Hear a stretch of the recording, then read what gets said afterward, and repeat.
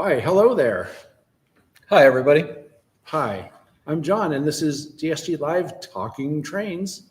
We have a really cool program for you today. We're actually going to have something that we were going to do a couple months ago. It's what I call the BLT show. And that's because the guys that are sitting here to our left is Bedard, Loveless, and Tomasello, BLT. That's why there's a picture of a BLT on the thumbnail this month. And so we're going to be talking about a presentation really that these guys, I think, gave at the PCR convention a few months ago. And I liked their presentation so much that I thought it would be really good to share here on Talking Trains. So I think without further ado, let me just bring up our larger screen. Hey, it's all of us. Whoa. And we're going to talk to these guys. Here they come. There they are. Now, you guys are out of order, though, because it's LBT. What happened? He's got a problem. It's a question of whether you put the bacon on first and then the tomato. It's a question of how you build the sandwich. Oh, got it. Okay. So it's your show. Let's go. I'm Dave Loveless. Hi. I'm Charlie Bedard. My name's Tom Tomasello. Tommy. Well, yeah, I'm known as Tommy around the community. So you want us to just jump in? Yeah. I'm apologizing first. What? Go ahead. I'm just saying I'm wearing a mask because I just returned from a trip to Europe, and I brought some European COVID home with me. So I'm just recovering, and I'm just being safe here to my buddies. I don't want anybody to get anything. So I'm wearing a mask today. I'm not the doctor, as John suggested earlier. I'm just trying to be safe with my friends here. Dr. Bedard, thank you for coming. Thank you all for coming, actually. Yeah. And by the way, in case you're hearing bells every so often, that's not because we're all getting ideas. It's because we're coming to you live from the SBHRS. And there's that brake noise too. Anyway, I guess I should do this since our director is not switching cameras for us. You didn't cure. I can't do everything. So, here we are. So, yeah, sorry. We're coming to you live from SBHRS. I should have mentioned that because I want to also thank SBHRS and our friend Ed, who's here, who opened the place for us. Thank you, Ed. This is really great. Thanks a lot, Ed. Yeah, if we were trying to cram everybody into your living room, this would be a very tight situation. What living room? That's a professional studio that's where right. we usually come from. Right, at the world headquarters. Intergalactic. Intergalactic, that's right. So anyway, now we'll go over to you guys and we'll get started on the presentation. And you'll hear us from time to time because we'll have questions. We're just sitting next to these guys while they're doing the presentation. So anyway. All right, so take it away. Take it away. So let me start. I'll start. This is a presentation that the three of us put together for, as John said, the PCR in San Luis Obispo a few months ago. The idea that we had was we do a lot of regular operations at Dave Loveless's, and we encourage people to get into operations. We find that lots of people are nervous about operating. They've got their horror stories. So we decided to do a session at Dave's. This initial video that I'm going to show you here, you may recognize the speaker, is John, and we did a session with newbies from actually the SBHRS, some young folks from here. We did an operating session. None of them had operated before. And let me just open with this video. Try again. Play. There we This go. is something that Dave, Charlie, and Sydney and I think, mostly have been thinking about doing because it's hard to get into operations if you don't know anybody in the area. So we put the word out to see if there was anybody interested at SBHRS and a few other places to see if people would like to come try ops Yeah. And so, yeah, what about you? Did you have fun, or what did you think about it? I really did enjoy myself. It's Dave's layout here. It's great. It's got a lot of potential for operations, switching, even just run through power. I really enjoyed myself with the couple jobs I did. Dave, Mark, and Charlie, great hosts, great mentors for getting into operations. They really did explain everything phenomenally. So we really didn't have any issues getting to know what we wanted to do, what had to be done, and where stuff went and how to operate the layout. So it was a great time, and I would definitely look forward to coming back and operating here again. I had so much fun here. I'm probably gonna have to get Steam myself. I love running the reefer blocks, the turn jobs. It's a lot what you see in modern, but a little more simplified and a lot easier to understand. Hi, Matt Conrad, San Jose area. I guess for my first time doing an op session ever, this has been the best experience I've ever had, especially with the top layer being the Del Monte line. I have a special connection to that line because my dad's parents grew up. Actually, my dad himself grew about 3 miles up from the Salinas River Trestle. So Del Monte, special place in my heart. I hope to come back and run this layout sometime. But other than that, it's been a good experience. If you ever get invited to come to this layout, say yes, because you'll never forget the experience.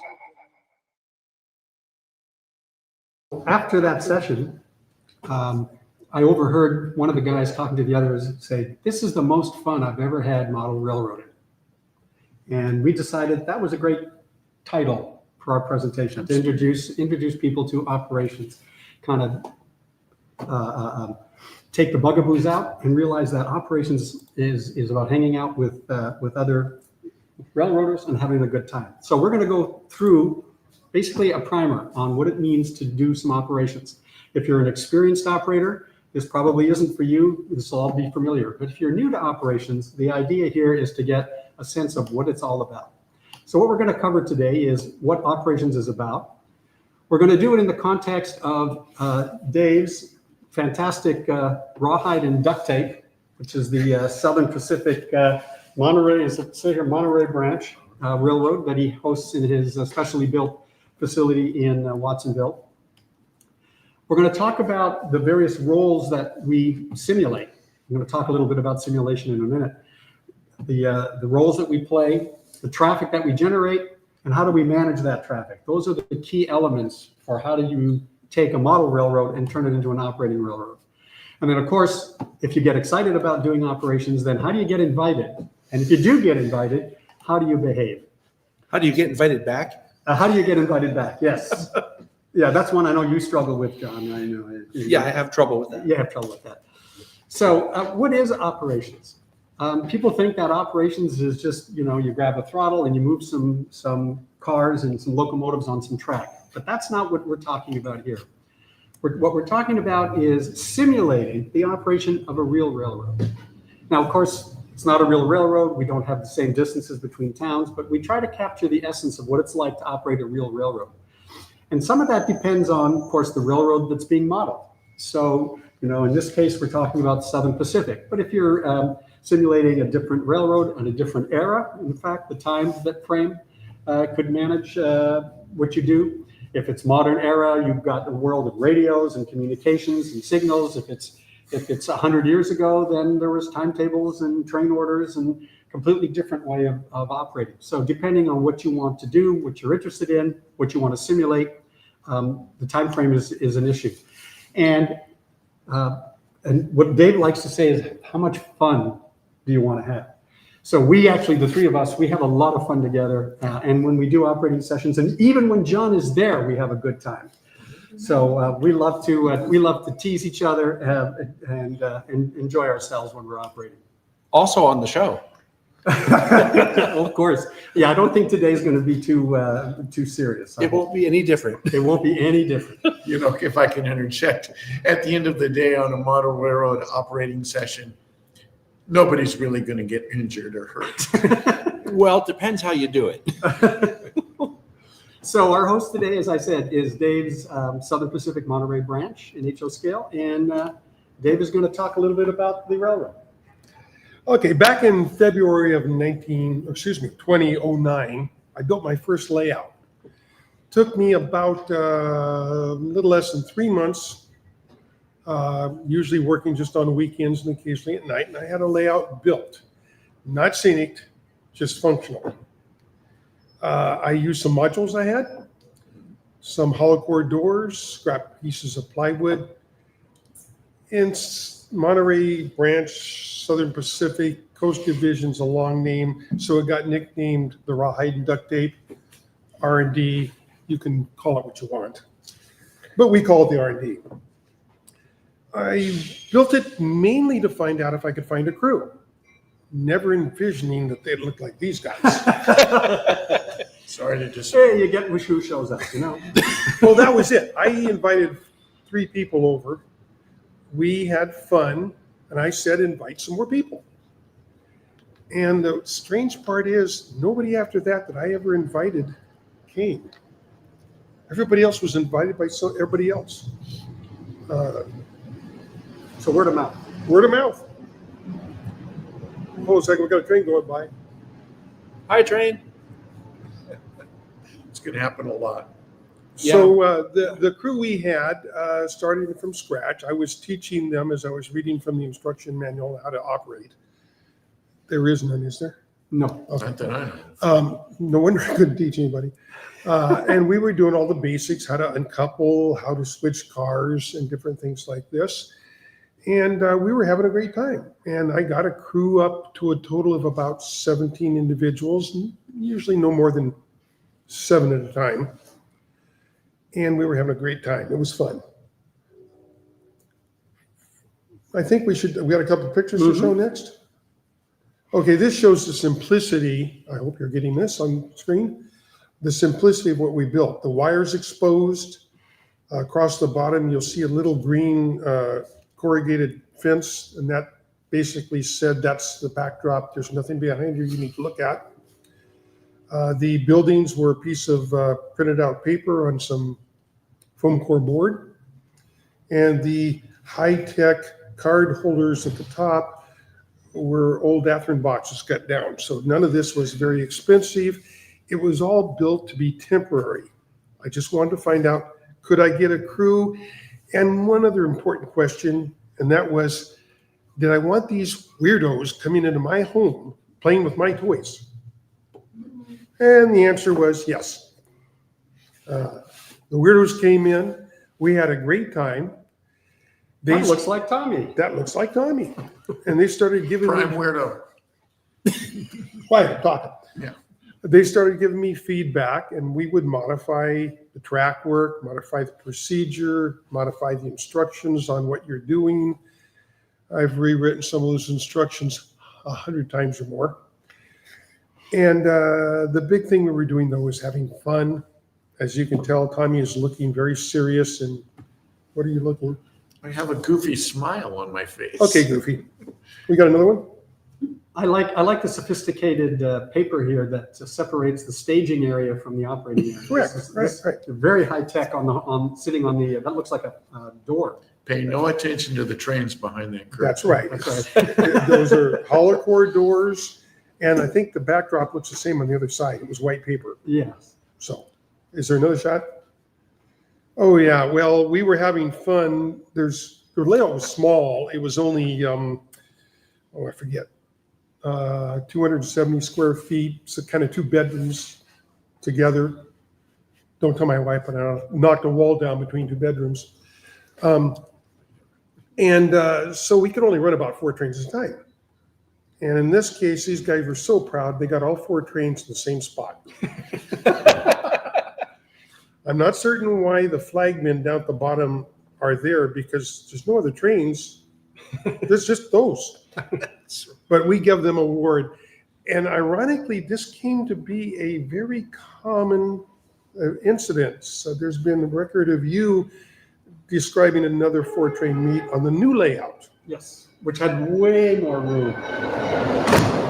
Woo! Boy, that's a fast one. Is that the Enterprise? Yeah, really. That was a limited stop train. So That was, it doesn't stop here. It just does That's about the 60. 79 miles an hour you're talking about? I don't know what it does through the It was station flying. here, but Yeah. boy, that was going really Ed fast. says yes. Yeah, so it doesn't matter how much space you have, you're still able to send all the trains to the same Same point spot. at the same time. Yes, That's right. Okay, that's a good to know. Okay, do we have another pictures? Well, Oh, this yeah. this is now moving. To Okay, the- so 5 years later, after 100 and some odd op sessions, my wife came to me and said, I want you to put that wall back up because she wants to build a craft room. And my lip started quivering a little bit. And she said, "But build your own building." And at that point, two of the guys asked me if my wife had a sister that they could marry and get the same program. But, so we started building. We continued to operate the old layout for another year. I hired some guys to pour the foundation, and a lot of guys from the PCR, as well as my group that we were developing, came and helped. We built it, we framed it. One of the guys, our regular guys, was Derek. Derek is a skilled cabinet maker and also a skilled contractor. And he volunteered to take over managing the crew. We're putting up walls and he's measuring and says you're a ½ inch off. Well, most of us don't know what that means. So we said, okay. And he said, no, we got to have it perfect. And he was right, because when they came to bring the trusses, to drop the trusses in, they all fit perfect. And the guys that brought the trusses says, that doesn't usually happen. So always get the right people to build your layout, not yourself. So anyway, we finally built the layout, the room, and we started building the bench work. The old layout had to be torn down because my wife wanted to start her craft room. So that was first. And we started laying the bench work. Go back one. And we had our first op session with just the upper deck functioning. Oh yeah, there's track up here. There we Yeah, go. so there's no track on the lower deck. That's Derek leaning over, switching Monterey. John Tabler's in the background, switching forward. And we started operations. During this time, we also needed a helix built. Now, I'd been studying building helixes and stuff like this. And Derek says, do you mind if I build the helix? And I hesitated at least 1/10 of a second and said, sure, you can build it. So he did. Well, while he was building that, one of the guys said, you sure that's going to be strong enough? So Derek proved that, yes, his helix was strong enough by standing on it. I don't recommend you do this, but it will prove whether or not it's strong enough. This attitude has been prevalent throughout all people working on the R&D. We'll do it right, no matter what I think. Sometimes in spite of what I think. So we took a video recently Exactly. during a timetable and train order session. And you did this? Yeah, I just did a quick one, just so you saw Go ahead. in the photos, you saw the rough bench work. And so we've just got to, this is what it looks like. This is probably a couple of years old, the video, but it's pretty much what it looks like today.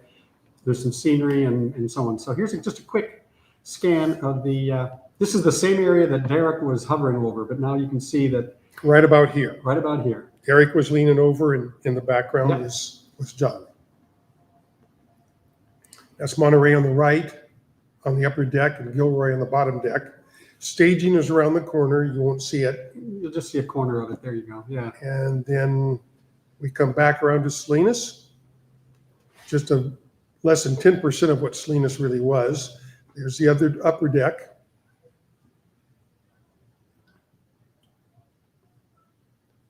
Then we go back around the corner past the entrance again.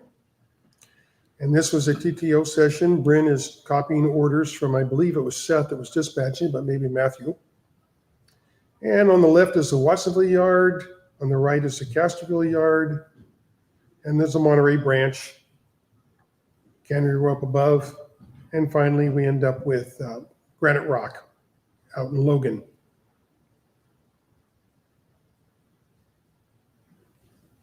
And you can see we've run some pretty long trains on the R&D now. So that's kind of that's our host railroad that You've been operating, how many operating sessions so far? Last session was 341 total and 205 on the new layout. So it's got a few miles on it. So now we're going to talk a little bit about, so what do we do? How do we operate this railroad? So we're going to go through, Tommy and I are going to talk a little bit about the various roles that we simulate. So I'm just going to step through here. Tommy's going to talk about conductors, engineers, firemen. These are roles that occur on the real railroad, and they map onto similar roles that we do when we're operating. And then I'm going to wrap up by talking about yard work and other jobs, most of which are all simulated on the railroad. So you're on, Tommy. I'm up. Okay, great. Let's talk about the conductor. The conductor is the boss of the train. Some people don't realize that. People that aren't super railroad savvy think the engineer is the boss of the train. My favorite comparison, because I was a Star Trek fan, is the conductor would be equivalent to Captain Kirk, whereas the engineer would be equivalent to Sulu, who drove the Enterprise. The conductor directs the train movements. He's the one that decides where the train is going to go, and he does that by virtue of the orders that he's received. And he will also handle the delivery of the various cars in the trains, and also the pickup of cars at various businesses, towns, and locations along the railroad. We have some equivalents on the model. Excuse me. On the model, we will sometimes use car cards and waybills to determine where cars are to be set out or positioned, and where cars are to be picked up, and what businesses they're to be picked up from. He will also take a look at manifest information, which is information pertaining to the various cars on the train. Some models go as far as to assign loads and specify loads. In the grand scheme of operations, we consider that intellectual scenery. It adds to the play value, but in terms of strict operation, not really necessary. On my personal model railroad, I just denote whether a car is loaded or empty. And even that is still a little bit of intellectual scenery. The conductor on the model also communicates with those on the ground, meaning other people that pertain to the movement of the train, such as the dispatcher, agent, if there's an agent working on this particular model, and tower operators. And then finally, you decide, I don't know if this is finally or not, but he decides the train movement and switching operations. This is kind of where the fun begins. I've always contended that if you are a person that enjoys puzzles, even if you weren't necessarily interested in trains, you might enjoy a model railroad operating session, because it's a lot of it is puzzle solving. If you happen to be good at Tetris, you'd be great at switching model locations. You know, you've got a finite amount of movement that you can do. You know, you have a business over here with some freight cars positioned there. You need to pick up those freight cars, and you need to deliver some freight cars from your train. So how am I going to do that? What moves can I make? You know, obviously I could just pick it up with my hands, but of course that's breaking the rules. You want to use the existing track to make those movements. As I suspected, there is another point. Often the conductor's job is combined with the switchman and possibly the engineer. Most model railroads have a tendency to run with single person crews, in which case the conductor wears the engineer hat as well as the conductor hat, as well as the brakeman or switchman hat. And we have a video here. This is our secret producer functioning as a conductor, determining where the train is going to pull cars from, which cars are going to get pulled, and which cars are going to get set out. And she's even using hand signals to signal to the engineer She gives different hand signals at home. Yeah. Notice she used all 4 fingers on that first one. Come on, keep it on track. Let's move to the engineer. The engineer, as mentioned earlier, controls the movement of the train. In a model situation, that means handling the throttle. You basically have control of the speed and the direction of the locomotive. And nowadays, with digital command control, sound is often incorporated. And to up the, once again, intellectual play value, you can employ sounds, doing certain whistle signals for different kinds of movements. For example, and I know there's another TSG multimedia video on this, but for example, 2 blasts of the whistle indicate a forward movement, 3 blasts of the whistle indicate a reverse movement, single blast refers to stop movement. Stop movement? Well, anyway. Stop. Stopping. A movement that is stopped. Anyway, I won't go into all the whistle movements, but that's part of the fun. Ringing the bell when you're in a station. Or want to annoy the yardmaster. Oh, yeah, of course. Yeah. On the model, the engineer is controlling train movements subject to the conductor's directives. Remember, the conductor is the boss of the train. Handles the throttle. And again, sometimes, often, in fact, combined with the other jobs in single-person crews. Personally, I enjoy 2-person crews, where one is handling the throttle and conducting the safe handling of the train, and the other person is acting as the conductor, making the determinations. Go ahead and roll the video, and we'll see some of these things in action. Here we see the engineer controlling the movement with a throttle. Expertly. Expertly. I noticed the very precise index finger movement that you have, well practiced. Yeah, actually hit the right button. I get it right sometimes. And here again, the conductor is saying, stop. That will do.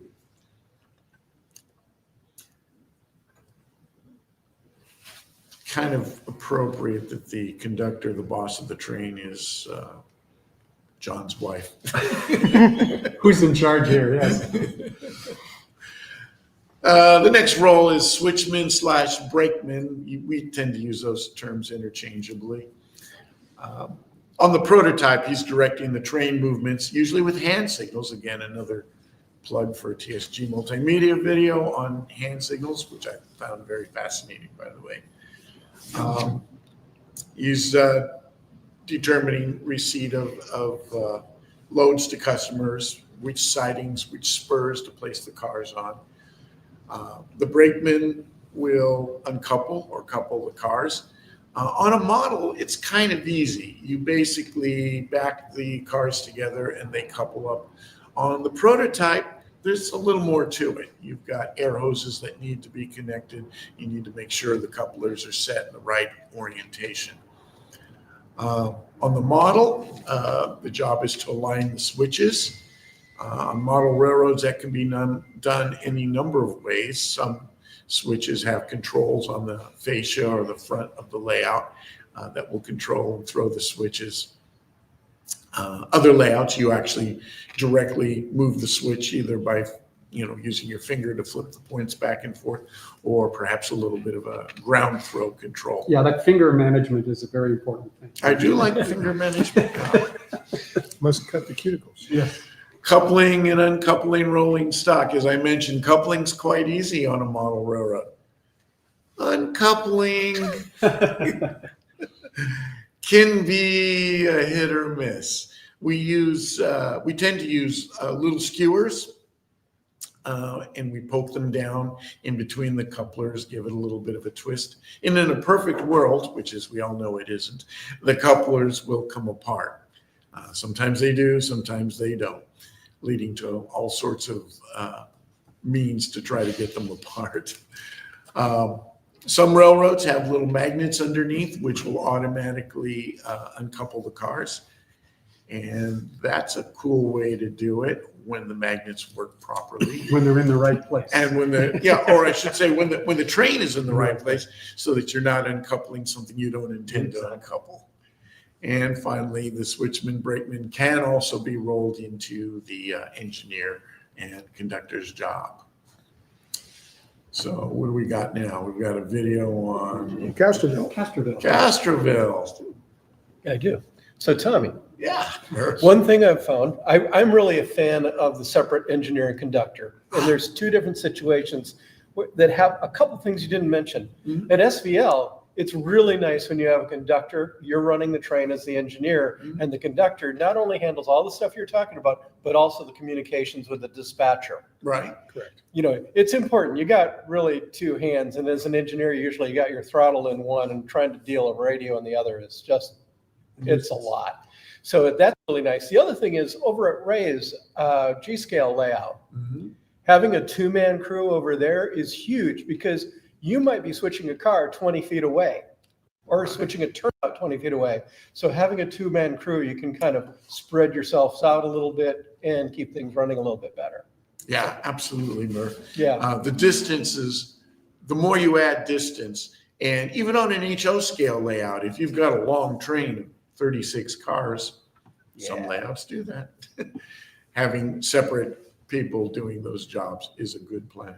One of the fun things about Dave's layout is we can go either way, right? So if we have a small crew, we can go with one person who wears the engineer hat and the conductor hat and the brakeman hat, and we can operate. Right. But most of the time, when we have a hardy crew, we got a dozen, 14, 15 people, we can do two-person crews. And it's actually a lot more fun. It is. And it's also a way, if you're new to operations, it's a great way to learn because, you know, we can typically give a newbie a throttle. Generally, even John, we taught how to set the address in and make it work, right? So if we can teach John, we can teach anybody. That's right. I'd hate to ask how many times that time. And I forget too, Yeah, you so forget. I have to So- be trained every time. Yeah, right.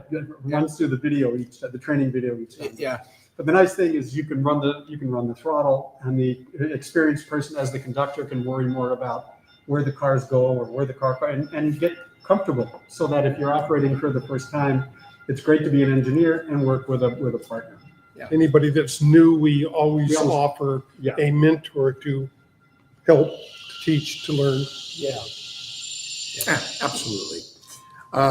And finally about that, I can't tell you how many times I'm running a locomotive across a town and I need to get my train to the siding, which is maybe 5-6 feet, maybe farther away.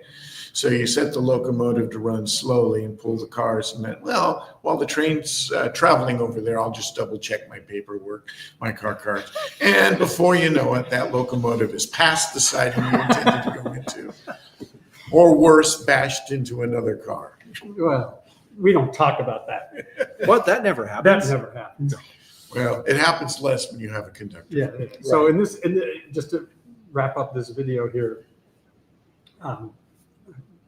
this was John switching Castroville, and he was basically in this case doing the whole job himself. Yep. He was the conductor, engineer, and switchman, and he's basically just figuring out where to spot these box cars or these stock cars, which handily get spotted where there are cows. How handy that is. Hey, look, I uncoupled it too. Yeah, now let's watch this uncoupling movement. That was Yes. impressive. Yes. I got practice. Take them out, take them out. I noticed that looked like the dental pick style in coupling. Yes. Those things tend to work well. Train master. The train master's job on the prototype is to manage traffic for a division of the railroad. Basically, he's the guy saying, all right, we're going to send this train over to town A and this other train over to town B, et cetera, et cetera. Is in charge of scheduling trains, determining when they move, usually subject to a timetable if one exists, or if there are extra trains. Some commodity is needed over there in town C, and there's no scheduled train going there. He may schedule an extra. He can do that. And of course, he can cancel scheduled trains. And I mentioned the extra trains. On the model, the train master decides the order in which the trains are run. And sometimes that's dictated by timetable. On the R&D railroad, it's dictated by The box. clipboards in a box. Clipboards. Seems like we could come up with a song. Clipboards in a box. Oh, yeah. And anyway, yeah, we have a box containing clipboards. The clipboards are the various trains. Here we got a picture. Yeah, I think we have a picture coming up on that one. Yeah. Yeah, there it is. The box, ladies and gentlemen. And another one. This is our train master. This determines the order the trains are run.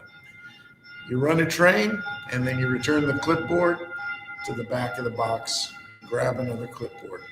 The nice thing about that is trains are constantly moving. At the layout we operate on at the R&D, we notice there's not a lot of downtime between jobs. And that's just another thing that contributes to making that a very fun railroad to operate. Yeah, to jump in on that, it's actually both ways. I've been on operating sessions where you wait for a train because the train master said this train doesn't leave for another 30 minutes. So you go to the lounge and you have a cup of coffee for 30 minutes. And a donut. And a donut. Well, okay, that's an upside. That's yeah. At the R&D, because of the box, if you want another job, you go and you grab the next job at the front of the box, and away you go. But if you want to have 3, then you can take a break. You can drop when you're done with your job. You drop the clipboard in the box, and you go up and have a couple of donuts. Don't tell anybody, Charlie, but something else that I've done is I'll come back and when I finish a job and I'll see what the next job is. I don't want to do that. So I'll go sit down for a minute Until somebody else takes it. until somebody else wants to do it. Yeah. There you go. Okay, well, maybe I should put in here, they've been very delicate about dancing around this. The rack, or the cardboard box, I call it the rack, developed because nobody wanted the job of just handing people a clip. Nobody wanted to be the train master. No, nobody wanted to be train masters. So I came up with this idea because I'm lazy. I didn't want the job either. So I'm curious about that. One of the problems we have at SVL is occasionally we'll get a glut of people coming in to run trains, and the train master feels compelled to simply start shoving out trains, which No. sounds really great until you're the guy at an hour's yard and you have 4 trains converging and no room to move anything. Right. So how do you deal with pacing? Well, sometimes all the trains end up in Castroville. I think that happens every session, doesn't it? No. It's really why Dave built Castro. That's why there are so many damn tracks there. No, basically, the big difference is you mentioned you get a glut of people. Yeah. I only invite, depending on what type we're doing, whether it's track warrants or visual flight or train TPO, we have 9, 10, 11, 12, maybe up to 13 or 14. Uh-huh. So we don't get an influx. Okay. So And- your layout can handle 4 or 5 trains at once. And given the number of people you have, it won't go beyond that. It is astonishing when I tell people how many trains we actually do run. They can't believe it's that. That's all. Okay, yeah, but it can be a lot. But it Well, can be a lot. we average 5 trains an hour. Yeah, it seems to me like it's a lot of trains on your layout. Probably more than that. Okay, now are line you ever- talking about one train out and one train back, or is that one train? Oh, I see what you're saying. Very true. Yeah, so there's this one train. That's Yeah. one train in my mind. Yeah, And technically, it would be 2 trains. right. So, Right. Well, we'll talk about that a little bit too later on in the Okay. presentation. We'll Yeah. talk about what kind of trains we have, because Okay. some of them involve more work than others, and some of them are more disruptive than others. and the only solution you'd have is to lock the door. Yeah, and that won't fly with our Oh. membership, so we don't do that. Finding the key, can't find the key. Well, another solution though, I think, Murph, for your problem is as the dispatcher, you have some control also over when a train can go out. So you can hold them. That is true. Oh, and I Because do. they have to check in with you, right? Yes. So you can hold them until you have space on the railroad. And, Right. if they have to wait, Yes. sorry, but that's part of the job. And after watching Real Dispatchers, which is another role I'm sure you're going to get to. We're right here. Funny you should Funny mention you should mention that. dispatchers. Why don't you go ahead and we'll discuss after? Take it away, Tommy. One last thing to say about train pacing. There are operators that tend to run their trains very prototypical speeds and kind of slow. And who might that And be? who might that be, Thomas? Well, not bragging or anything, but I have had occasion to run some rail trains in my day. And it just Whoa. ruined you as a model railroader. Kind of did, didn't it? Wow. All good till he's pulling sand out of his pocket and sprinkling it on the track. That doesn't work so well on the layout. No, it doesn't always That's where work. that was coming from. That's it. Tommy, you want to say something? Yeah, let's talk about the dispatcher now. The dispatcher controls track authority for mainline movements. At the beginning and end of the day, it's the dispatcher's job to keep the trains from bashing into each other. On the model, the dispatcher will communicate with the agent, which you'll hear about shortly, I think, right? Yep. Yeah. And tower operators, and of course, most importantly, the conductors of the trains. And he'll provide authority to use shared resources. Well, that's an official looking statement. The shared resources, in other words, is tracks, refer to not having the trains bash into each other. He keeps track of, he uses various tools to keep track of train movements. Sometimes control boards with magnetic pieces that can be moved around, or a train sheet. A lot of dispatchers used train sheets back in the day. And OS reporting. On sheet reporting. Yeah, OS stands for on sheet.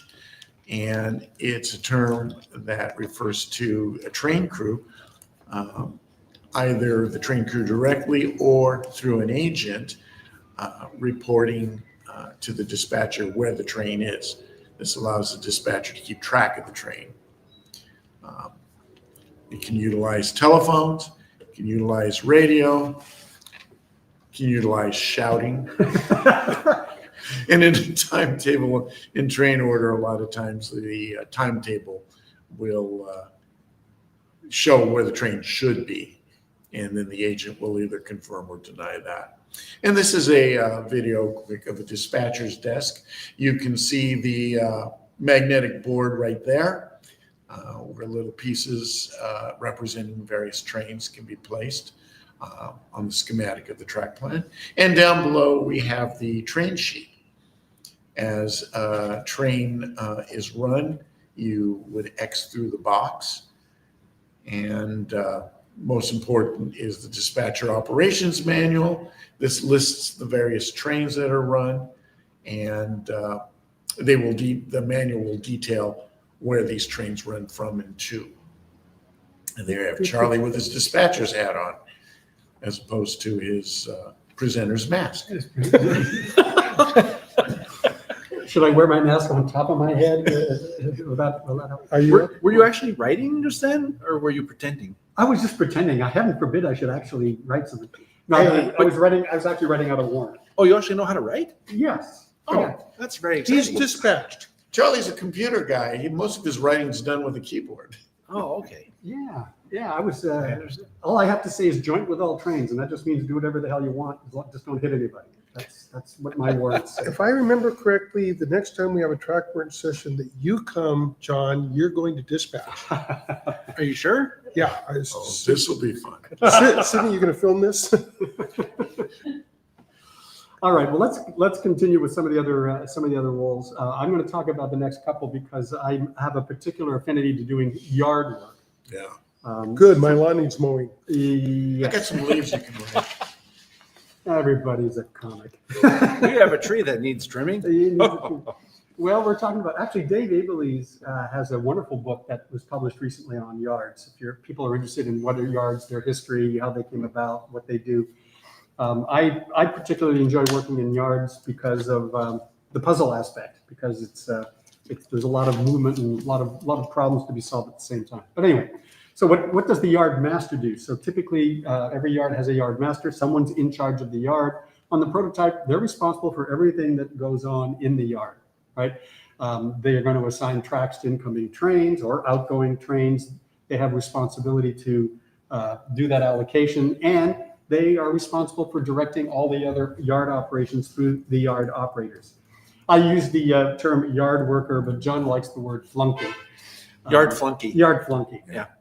Technical term. Technical Lackey. term. Yeah, that's Lackey. the I think word. Mark calls you a lackey. Well, Mark calls me a lackey. You call me a flunky. It's the same thing. Well, Well, you got a lot of names. This is all as opposed to minion. well, yeah, no, minion is your term. Yes, yeah, right. But the more you like someone, the more names you give them. So Oh, is that a so good thing? that's a nice thing. Oh, that's good. Then thank you. Well, I'm glad to be your flunky. Anytime. All right. So on the model, what does the yard master do? They're going to be handling all of these operations with car card switch lists, depending on the scheme that is used. At the R&D, we use car cards. We'll talk about that a little bit later in the presentation. And then the yard master is communicating with everyone else on the railroad. In particular, when we talked about the dispatcher, that's key, or agents. But mostly the yard master, especially on the R&D, is responsible for, sending out the locals or receiving them back or dealing with through freights. And so is doing a lot of work with the dispatcher. And between the yard master and the dispatcher, the traffic flows safely.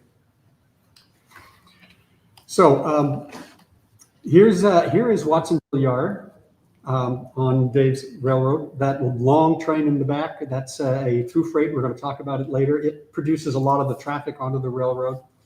And when we operate at the R&D, we'll see the locomotives that Mark Schutzer brings. Mark attends almost all of the operating sessions, and you'll see Mark here in the video. There's Mark. He has these wonderful SP steam locomotives that operate like Swiss watches, and we use them for yard work and for running all of the locals. So the yard has got, yard master's working with information, what tracks go where. We'll talk a little bit about those slips of paper are blocking instructions, which basically means if you're making up a local, what order do you put the cars in to make it easier for the conductor to switch them. There are special instructions and rules that the yard master will follow to make sure that trains are made up correctly. So you can be very busy in the yard, and the yard master's job is to make sure that everything runs smoothly. Yeah. So the yard flunky, That's you. that's me, It's me. basically works under the direction of the yard master, is going to set the turnout, set the switches, handling the brakes, kind of like the switchman job, but in the yard. Yeah. On the model, of course, they're going to handle the car cards, the switch lists, whatever we're using to decide which trains go on which locals. The way the R&D works, which I like because it's nice and simple, is essentially cars arrive from staging. They show up at the yard. They're sorted into locals.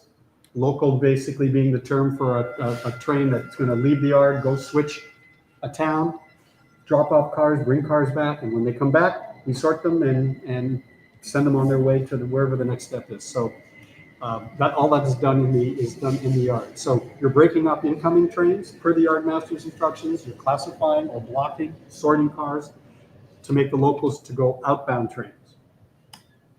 And so here's me as the flunky, busily Breaking things. breaking things up. You'll see I'm working with car cards here. Sometimes the number of cars you're dealing with is quite a few, but that's part of the fun for me, and why I like doing yard work, because it's quite the puzzle.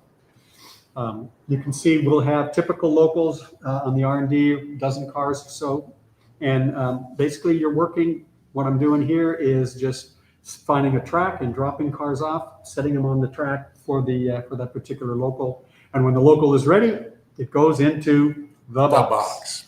And then an engineer conductor pair can come and take it and deliver the manifest. So another job that goes on in the yard is the hostler job. On the real railroad, the hostler is responsible for delivering motive power to the crews. So basically, especially in the steam era, which I mentioned earlier, that the era that you're operating in involves maybe different jobs at different times. The hostler is responsible for steaming up the locomotives, getting them ready, delivering them to the tracks per the yard master so that they can haul that local out of town. Okay, hold a second. There's an update. Oh, update. On the R&D, we generally haven't had hostlers, so consequently, we've never developed a program, a list of instructions, or how they're going to do the job.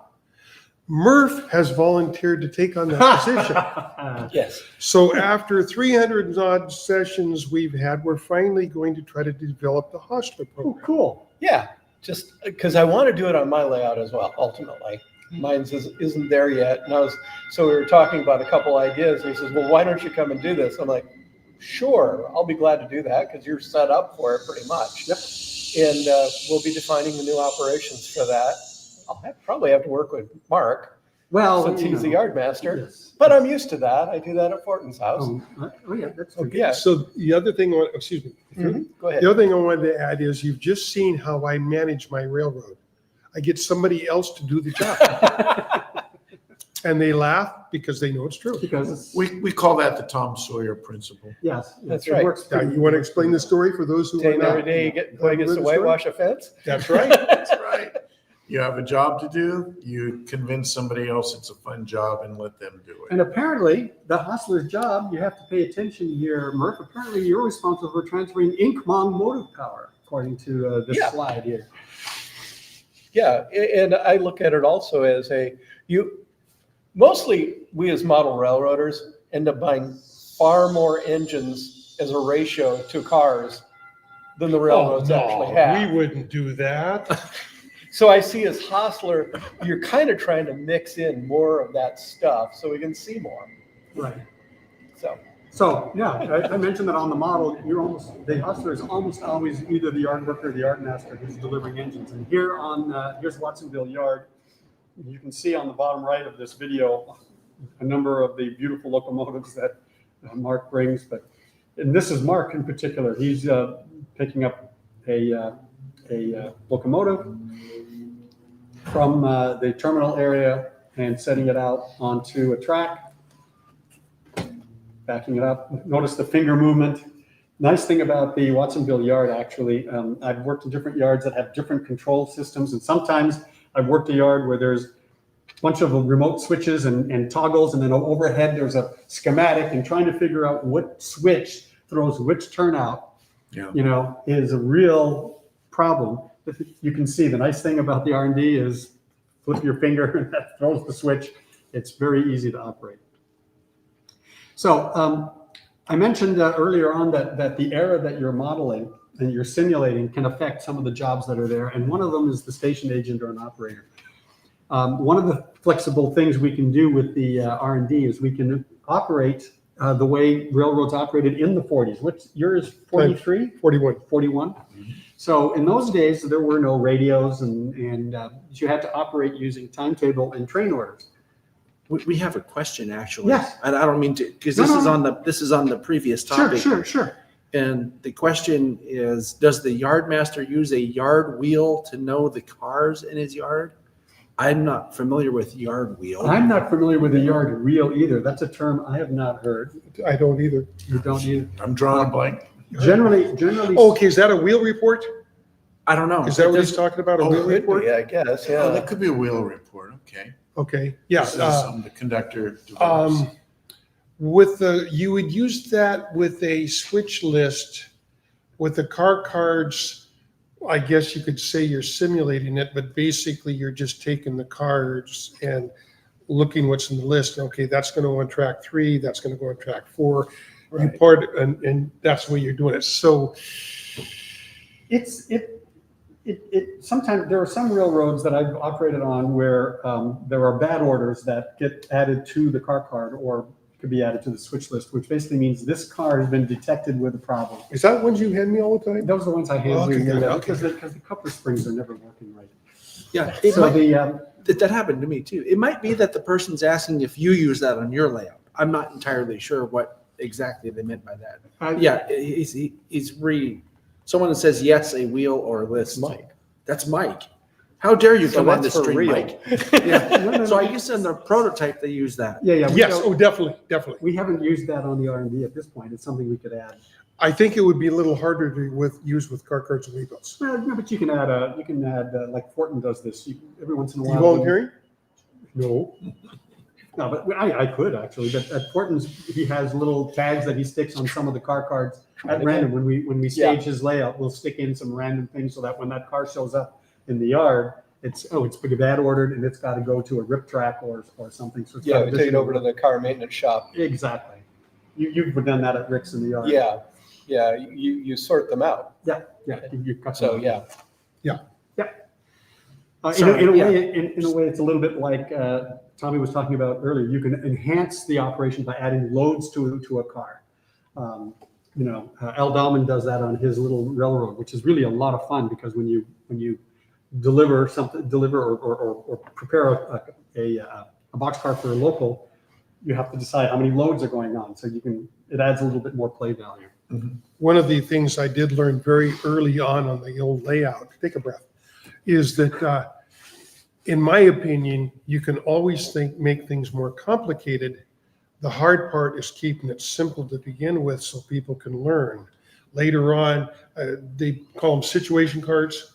Yes. Right. Right. Whether it's a car, a hot box, something they have to sit out, you can always add that. But if you start with that, people often get scared and bogged down. So we always work our way up into something like we did timetable and train order. We had 150 sessions of visual flight rules, which is basically Mother May I, or look down the track and see if it's clear. But at the same time, we were developing track warrants, and we had about 150 of those.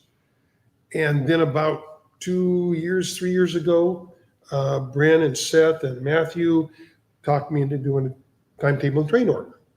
And so they've been helping develop that. Again, I make other people do the work, helping them to develop that. And we've done now 13 of those. So we can always, in my opinion, upgrade it. It's awful hard to lessen it down for beginners. Mm-hmm.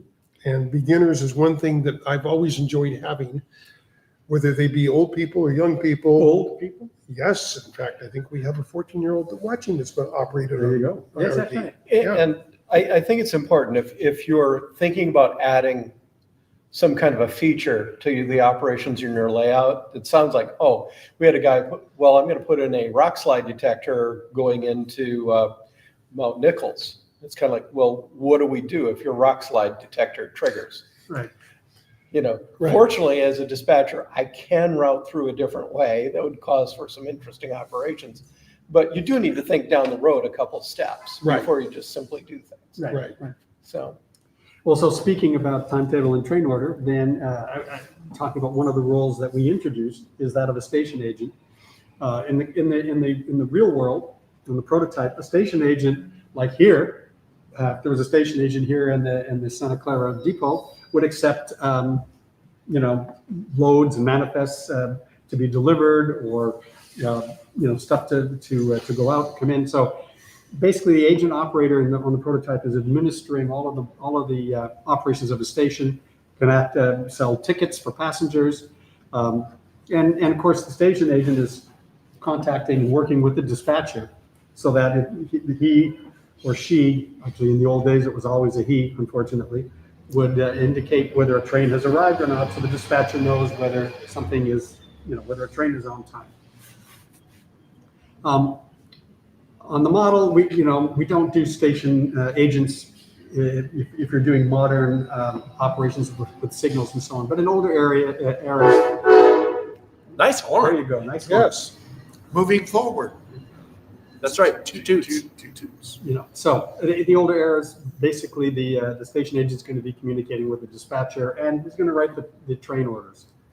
So here's an example of Dave being a train order operator. You'll see there's a phone, there's a pad of paper, pencils. What he's doing is he's talking with the dispatcher. He's writing down a train order. The train order basically either overrides or redirects stuff that the timetable might otherwise indicate. Normally, the timetable gives you authority to move, but trains are late or whatever. So here's an example of a train order. And then when train order is given, we turn on train order signals, which we've added. You can see we've added these to the R&D. Goes from green to red, and that means that if you're coming along and you see a red signal, you stop and you talk to your station agent and you get your order. Similar to station agents are tower operators. Towers are basically, they occur when you've got, on the prototype where you've got intersecting traffic. Trains or rails cross, you have to basically have interlocking or some kind of protection to do that. We don't have towers on the R&D, but some of the other railroads I've operated on, there are towers. I know that at Rick's, he's got an SP interchange tower where there's interlocking, and it adds to the operating fund.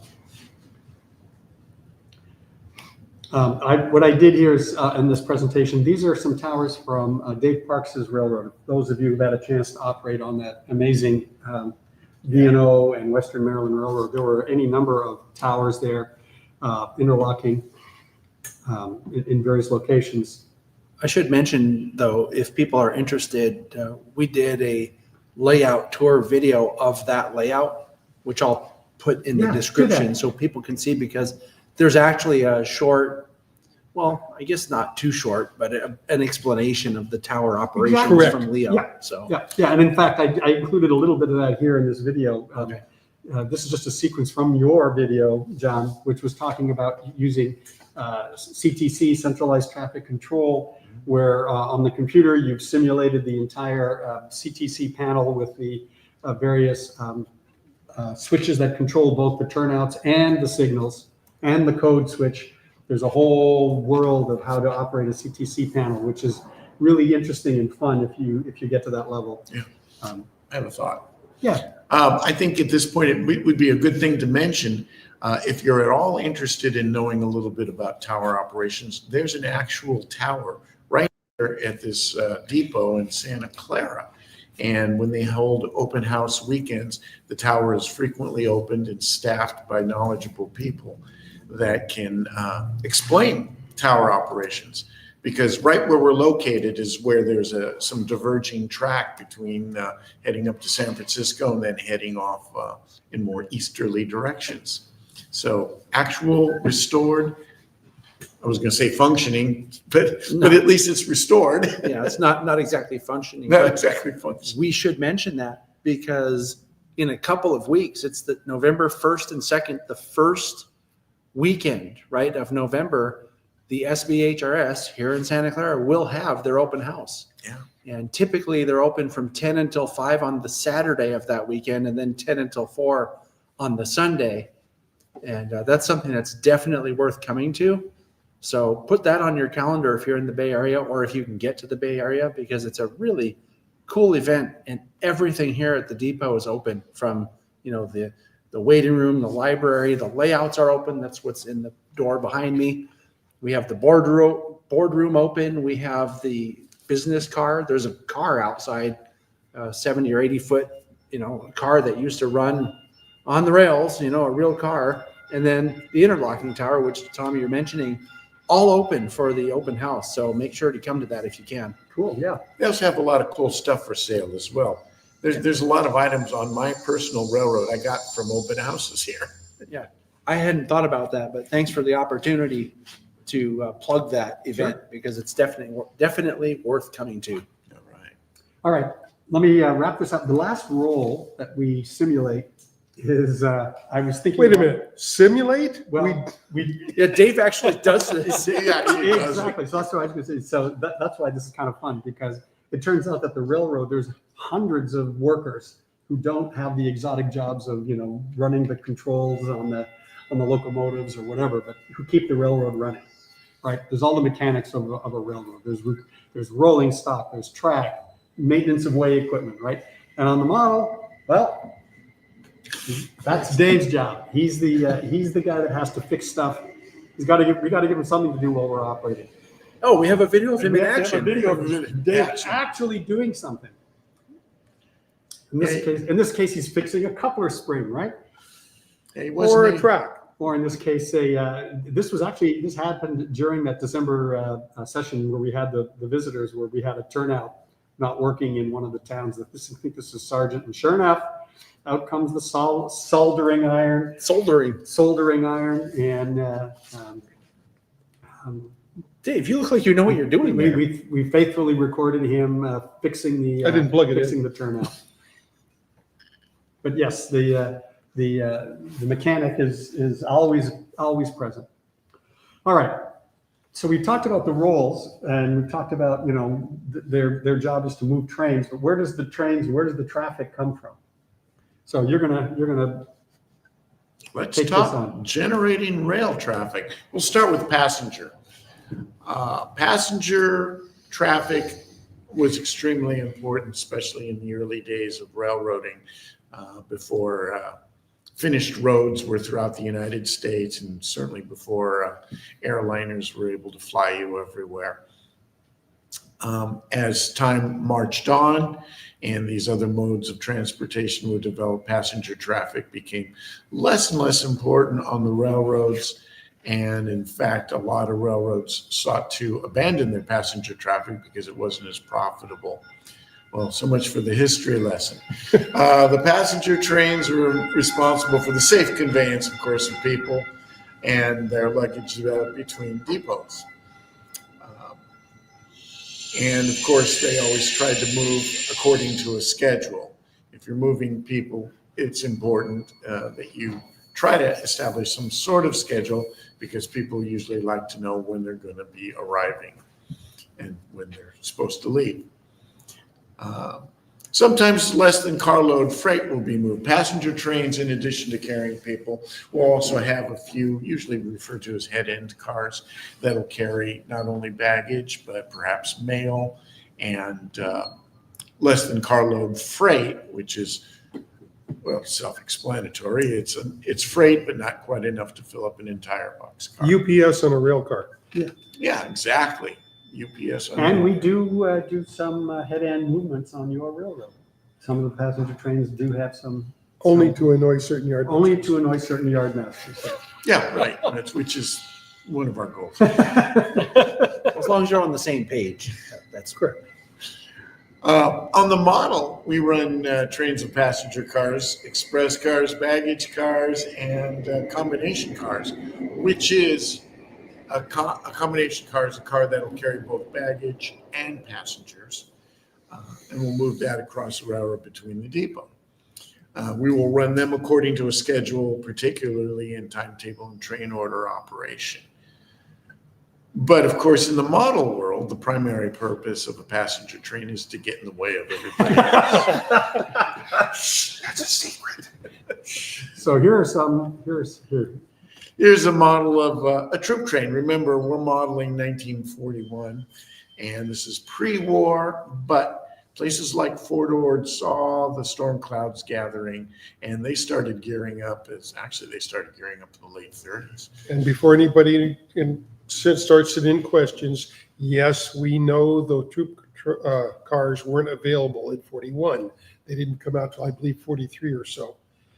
But they're so cool, I had to have them. So, This train here is the Del Monte, which, by the way, if you come down to the SBHRS. SBHRS, almost forgot the H. Skip over here. So sorry, Ed. SRBHR. If you come down, you'll actually see the drumhead for the Southern Pacific Del Monte rail train, which ran between San Jose and Pacific Grove, just past Monterey. Now, of course, trains, in addition to moving passengers, move freight. And there are different kinds of freight trains. The through freights, sometimes referred to as drags, they were bulk movement of freight over longer distances. They would run between yards and division points, which often longer distances. On the model, generally the longer trains moving between yards and division points, but they had a really important purpose. At least they certainly do on the R&D railroad. It's the through freights that provide the cars that'll be moved out over the railroad by the locals. It's a way to supply yards with rail cars for distribution. Yeah, in a way you can kind of think of the through freights as bringing in traffic from out there somewhere off the railroad, Right. inserting it into the railroad, and then once it's inserted into the visible part of the railroad, and we deal with it. The through freights and passenger trains serve another purpose. And I don't remember if your presentation talks about this, but people that are new to operations who come for the first time will quite often take one of those jobs or will be given one of those jobs to get them to run something across the entire line. Did we talk about that in the You know, I don't presentation? think we did, but you're right, John. It's a good example of, it's A a beginner good job. opportunity Yeah. for a newbie to tour the railroad Right? and, Yeah. run a train. Right. If you're new to operations, we talked about, getting paired up as an engineer with an experienced conductor. But even if you're an experienced operator, I know I've had a chance to operate in other people's layouts for the first time. I love getting a through freight or a passenger train Yeah. as my first job, or even a couple of jobs, because it introduces me to the railroad. I know where things are. I know I get a sense of which town is next, which way is north and south or east and west. And if you're whether you're experienced or not, it's a great way to learn the railroad. If you're planning to operate your railroad, make sure that you have some through freights and passenger trains as a way of introducing the railroad to your operators. Yeah, especially if you're doing a fantasy railroad, right? Sure. Because, Yeah, nobody even knows. The other advantage of the passenger trains is they're usually first-class trains, which mean they have rights over all the other traffic on the railroad. So even on a timetable and train order operation, you don't have to worry about watching out for other trains. They have to worry about watching out. Honestly, Tom, so at SVL, we have transitional, which is pre-1972. And we have modern, which is post-1972. We're basically doing the cutoff of, now we have Amtrak. Guess what happens to passenger trains during modern? Okay, sorry, my brain's in 1941. There you go. Here's an example of a through freight. You will notice it's an extraordinarily long train. Well, for the R&D anyway. Well, for our railroad. That is. The very cool thing about it is we use a Southern Pacific cab forward locomotive to pull it. Very cool Okay, indeed. can you pause that a second? Whoops. Back up, okay. You might notice in the upper left-hand corner, there's something distinctly non-railroady One there. of these things does not belong with the others. Yes. Which thing is not like the other? Yeah. Yes. I have to say that another rule that's got instituted on the R&D is I'm not responsible for stuff like that. It just appears. I can't explain it. It was there one day. It wasn't there before. These things just happen on a railroad that's operating. Nobody sees that for 3 or 4 sessions. Then somebody says, where'd that come from? Did we mention that the operating word for this railroad is to have fun? I think you might be getting that impression. Number 1. Local freights. All right, we talked about the through freights, which drag long strings of cars, delivering them to yards around the railroad. Then we have the local freights. These are on the prototype, these are the car movements over shorter distances. You might go from a yard to a nearby town or a nearby switching district. They services industry and towns also working branch lines. And I mentioned that in and around the rail industries, in and around the rail yards. On the model, the through freights provide cars that'll. Locals. Sorry. Well, no, I was talking about the through freights. Oh, let's They shut up. provide. I know what I'm. Now I think I know what I'm doing. The through freights bring the cars that will staff the locals. That'll work the towns. Here comes one now. Yeah, there's one right there. Could be a passenger train. Sounds very specific.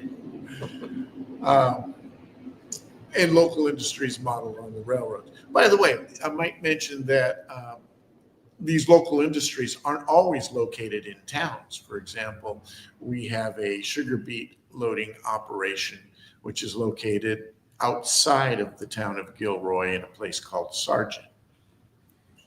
And then, of course, they work the branch lines. One of the things we model on the R&D is the Monterey branch, which is the line that took off from Castroville and headed up to Monterey, and Pacific Grove. Currently, that branch line is pretty much a bike path these days. Oh, in real life, yeah. In real life, yeah. And very important, when you get to a town, remember I talked about the Tetris concept of switching. How do I get this car from my train into that siding? There are basically two kinds of sidings. If you have a main line that's, think of it as a straight line, you can have a siding that branches off facing or from the front of your train, or branches off the line from the direction of the rear of your train. If it's coming out from the front of the train, it's called a facing point siding. If it's coming out from the rear of your train, it's called a trailing point siding. Now, if you think about it, and I don't think you have to be a geometry expert to figure this out, if you've got a bunch of cars trailing behind your locomotive and you need to place a car or two into a siding, it's going to be a lot easier and quicker to place it into a trailing point siding. How do you get it into a facing point siding? How do you get it in? Well, what I would do is look for a runaround track. And occasionally the runaround tracks will be located at the point of the sidings. A runaround track is a siding that's connected to the main line on both the front and the rear, allowing you to run around your cars and then push them into the facing point siding. On a lot of railroads, that runaround track may not be located there, so you have to go to the nearest runaround. So that has to be dealt with when you're running a local freight. And of course, they pick up and set out the cars. Oh, and then the off spots. Oh, I love the off spots. Okay, so you get to a town and you take a look at the state of the town. All right, there, and we do this using the bill boxes. There's a box that tells you which cars to pick up. There's a box to place your cars that are spotted or placed. And then there's a box called off spots. That means the train that serviced this town before you wasn't able to put these cars into their proper location. So the train crew just found pretty much anywhere within the town to spot or place those cars, and then slip the cards into the off spot. And one of your jobs is to replace that off spot to where it belongs after you've pulled out the car that was there. You know, that happens on railroads too, right? Absolutely. The crew will come in and say, I'll just put it over there, let someone else worry about it. There's a lot of that. Okay, but supposedly it's done because a spur has room for 3 cars. There's one there that's staying and you brought in 3 more. Right, but So there's no room. the guys I'm talking about just want to go home. And let somebody else deal with it. Someone had a question, and I think it was just that they didn't hear when you mentioned it, but they were wondering if the through freights feed the locals, which you Yes. said Right. they do. The through freights absolutely feed the local. One handy thing about the R&D, since I like working the yard, is pretty simple. The through freight comes in, drops a bunch of cars from staging that we then have to sort into locals, and then it picks up a bunch of cars that came from the locals that are going to go off the layout. Right. Right, but this question is asking if the through freights leave cars in the towns. No, And on your layout, they don't really do that. no. Okay, well, wait a minute. Except the new peddler might though, The new right? peddler might, yes. Yeah. That's So the right. new peddler, in case you're wondering, Dave was telling us at lunch that they're trying to introduce a new train to the layout and a new job, which is a peddler, which I guess they would do that right now. Would they drop those into an off spot, or do they put them in the correct place if they can? Yes, we're What's- working on that. Oh, so it's still On the under real development? railroad, they may have come down from San Jose and worked San Martin, Gilroy, Watsonville to Salinas, and then turned around and gone back up. Because of what we're modeling, we don't really have that. So consequently, we're using the branch for that. And Tommy took one out You did. for the first time last Last session. Last session, yeah, Saturday. And he went up the branch and he switched at Casterville, the famous Casterville, and went up Fort Ord, Monterey, Canyon Grove, Pacific Grove, and then came back to Watsonville. But that's a peddler is still a local, basically. It's not. Yes, it is. It's not. But it can't be on the main line. Sure. Right. Well, it would have to come through on the main line, wouldn't it? Sure. Yeah, Unless it's working a branch. Right. Okay, let's just work on a branch. although I did traverse the main line from Castroville back to Watsonville. But let's not get too complicated. I want, at this point, for newbies, this is kind of. Hey, it only took Well, 300 sessions to figure this one out. Yeah. It's an interesting thing. At SVL, we have a branch line that goes off to Greeley, and we have an interchange of the mainline trains with the Greeley trains. But we've always had the Bayshore Yard switcher go down and take a train into Greeley and do all the switching there. And I was like, Josh, we've got an interchange track. It even says so on our schematic. Why don't we interchange? And he's like, yeah, that's a good question. So he's actually started to put this in our operations. Good. The nice thing is, it actually freed up a whole lot of was crossing the main things for me. Oh, yeah. So as dispatch, I'm really loving this scheme now. So yeah, it's good to see. Always try to make the dispatcher happy. That's right. You don't want a grumpy dispatcher. We're always a grumpy. Yard masters, that's different. That's right. Yeah. Unit trains. This is another type of train. On the prototype, train loads of like commodities. Nowadays, if you go out and see a railroad and it's hauling a bunch of hopper cars with gravel, that would be a unit train of gravel. A lot of times you'll see automobile racks or container trains with stacked containers on them. In the era we model, we also see unit trains of liquids like, tank cars and livestock. On the model, train loads of like commodities, different grades of commodities may be modeled or not. For example, coal. To the normal person, well, coal, it's just a black rock that burns. However, there's different grades of coal, and some modelers actually choose to model the different grades. And they say, all right, when you go to this particular coal mine, you need to go to this track to pick up this grade of coal, and then this other hopper needs to go to this other track to pick up another grade of coal. Again, it's just adding play value to the job. Here's an example of a sometimes referred to as a rock train. This is the Although I sand. think this is sand. Yeah, that's the sand train. That's doing Lapis. Yeah. That's one of my favorite jobs on the R&D. Yeah. Yeah, the only unlike car is the caboose at the end.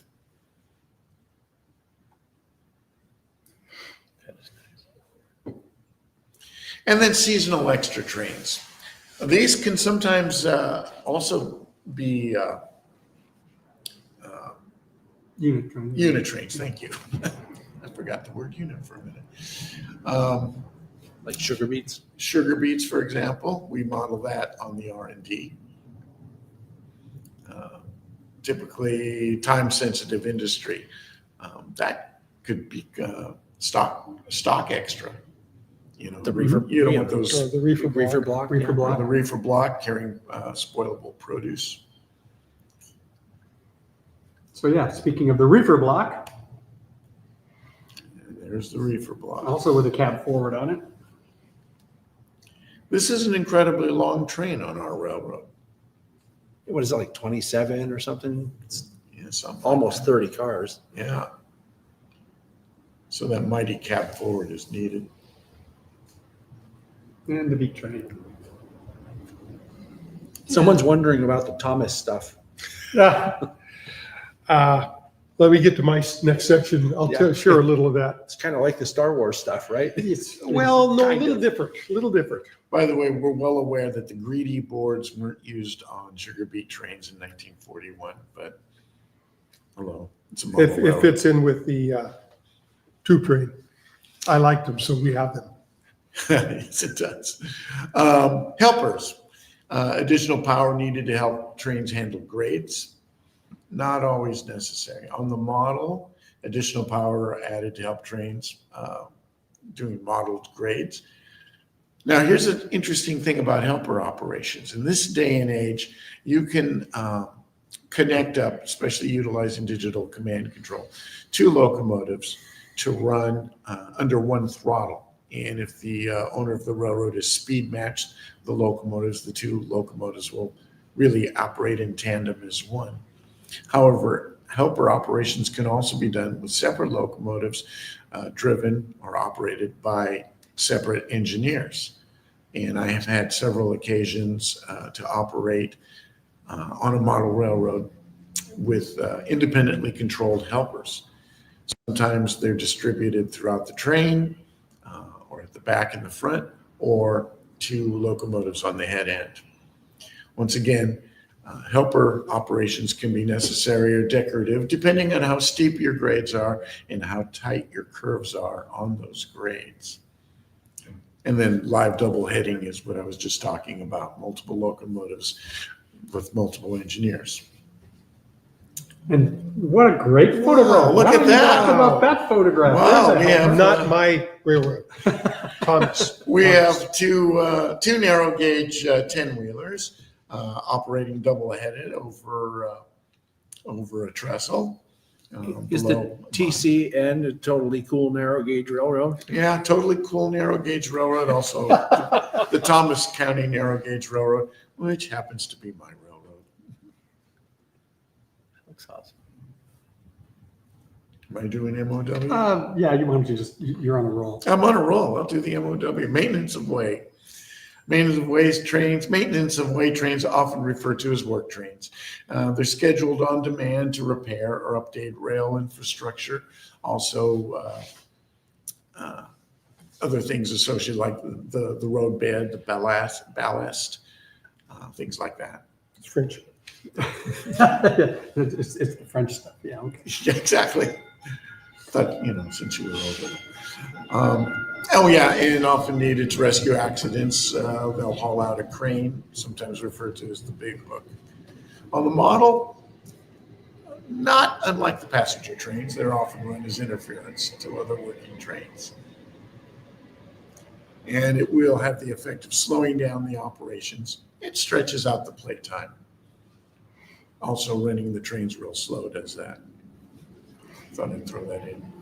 So here's a maintenance of way consist on the R&D, but I don't think in all of the times I have operated there, we have ever sent it out. Nope. That's real dust on there, folks. Yeah. Really Natural authentic weather. weather. Yeah, Natural weathering. Yes. Natural weathering, yes. Because it looks great, but I don't think we've never sent it out. Well, we do, you can dispatch. All right, we're going to cut over to you here talking about managing train movements. Okay, I'll back up a little bit. There was a question about the Thomas, the tank engine yes. on the layout. Back when we were building the building, before we finished the bench work, we had our first op session by my 6-year-old grandson using Brio wooden track on the bench work, and he liked it. He liked being up high instead of on the floor. As a result, I decided then and there that he would share the layout with us. And sure enough, he's developed a 5-train set with a bunch of cars. He's written car cards for them on where they go in the layout. And we even taught him to use track warrants. And he used to run regularly when we weren't.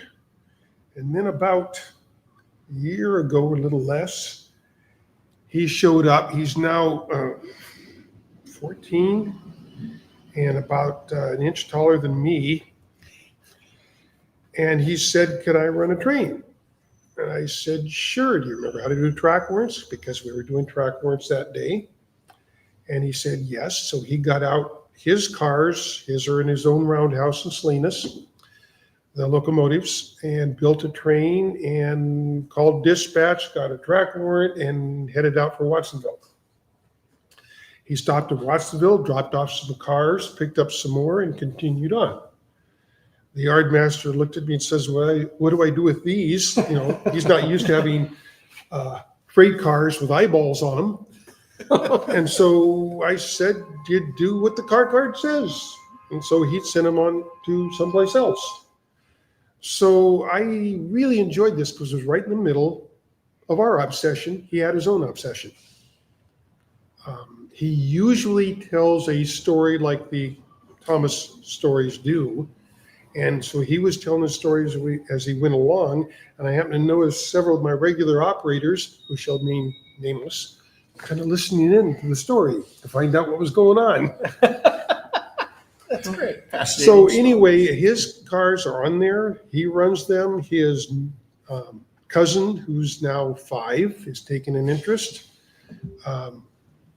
So we're training younger kids to enjoy ops.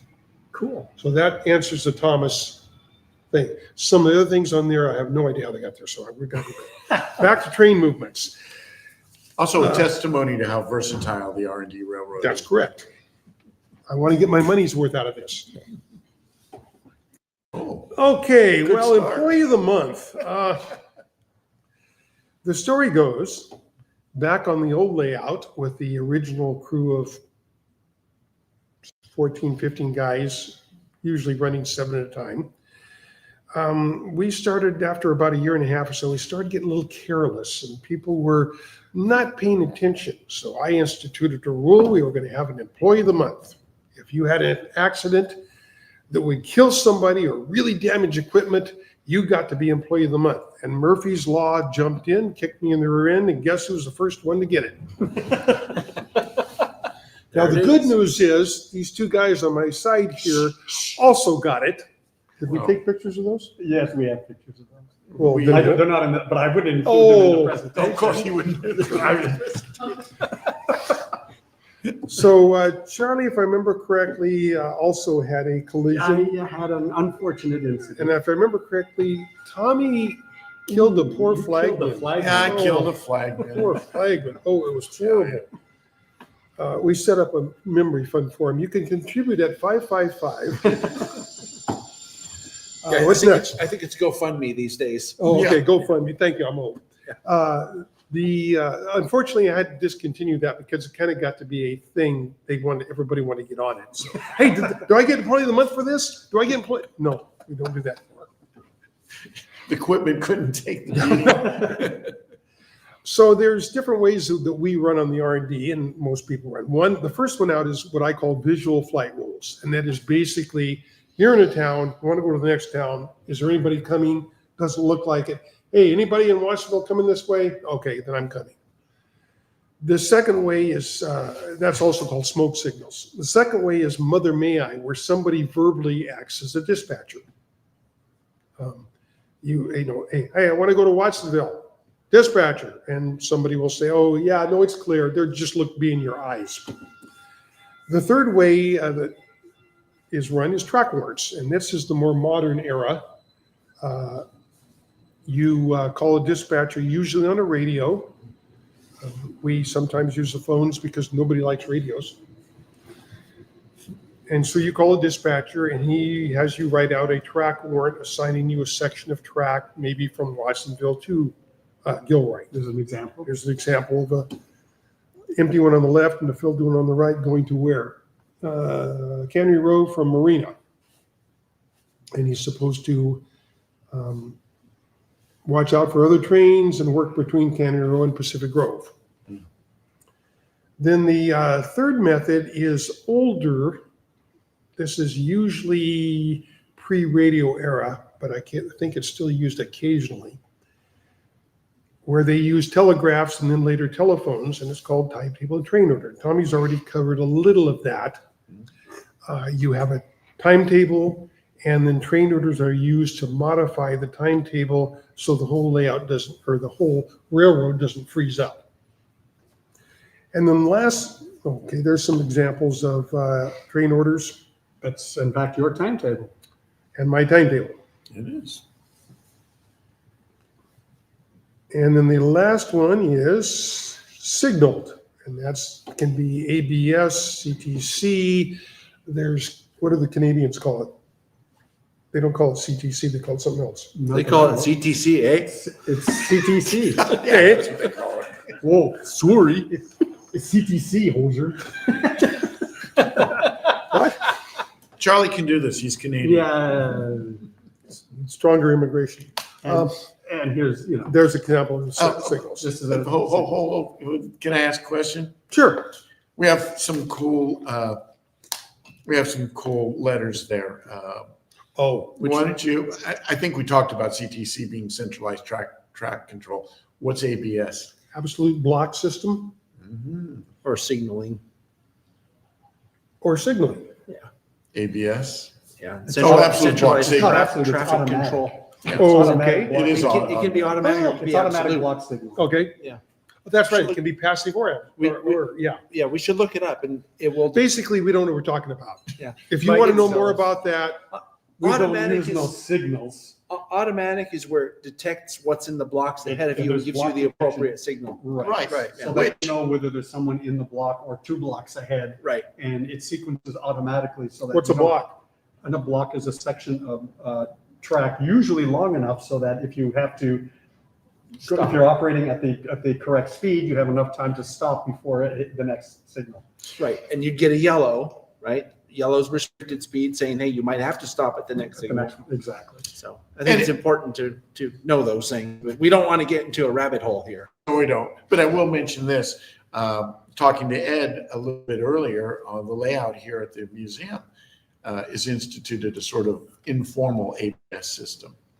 Yeah, I think I saw that working last time I was here when they were running trains. Signals indicating that the block ahead of you is occupied. I should mention just briefly, because we're talking about all the different CTCs and all that stuff. There's a program on this channel with Micro K who went through all the different types of signaling and that kind of stuff. That's worth watching. It was done as I think it was a TSG Live model railroading episode on a Saturday morning a few years ago. So definitely check that out when you have a chance. I'll put a link to that in the description of this video, along with the other links. We'll of read the it, there'll be a relevant stuff. test. Yeah, but please proceed, sir. Okay, switching cars. You've got a car, you come into a town, different methods of handling the paperwork or the instructions. The simplest is like for like. You come into a town, you've got a flat car. Oh, there's a flat car over there. I'll switch them. That's simple, no paperwork. It's just fun. Second is a little more identifiable. They put a tab, a thumbtack or something like that on top of the car. And your sheet will say, switch this car for the one that is a flat car with a green tab on the top. The third way would be car cards and waybills. That where you have a car card with a pocket in it and it tells you what the car is, flat car SP number such and such. And then a waybill goes inside that tells you where you're taking that car and where you're going to spot it at Martinelli Cider, door 3.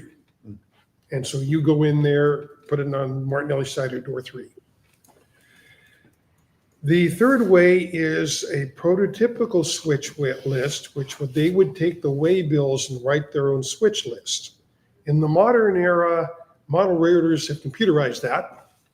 And we use JMRI, and they print out switch lists replicating what a conductor would have written in the 40s in his caboose while traveling to a town. So I just wanted to, we've got a little quick video. This was on Dave Adams's. Correct. You can speak to this if you want. Tommy does, he's been there. I have. Love this layout. This is the Derlin branch, the Denver Rio Grande. He's utilizing, the yard guys are using tabs on cars. This allows them to identify the cars when they're breaking down and making up trains. So these were just examples of car cards and waybills. Correct. And There's car cards with the waybill inside on the RD. On the back of your clipboard, which is your instruction on the front side. And there's a car card and waybills in the pockets, the pools, the spots, the holds, and the off spots. Other people use slightly different names. Instead of spot, they'll use, I forget what the different ones are. They're pretty identifiable.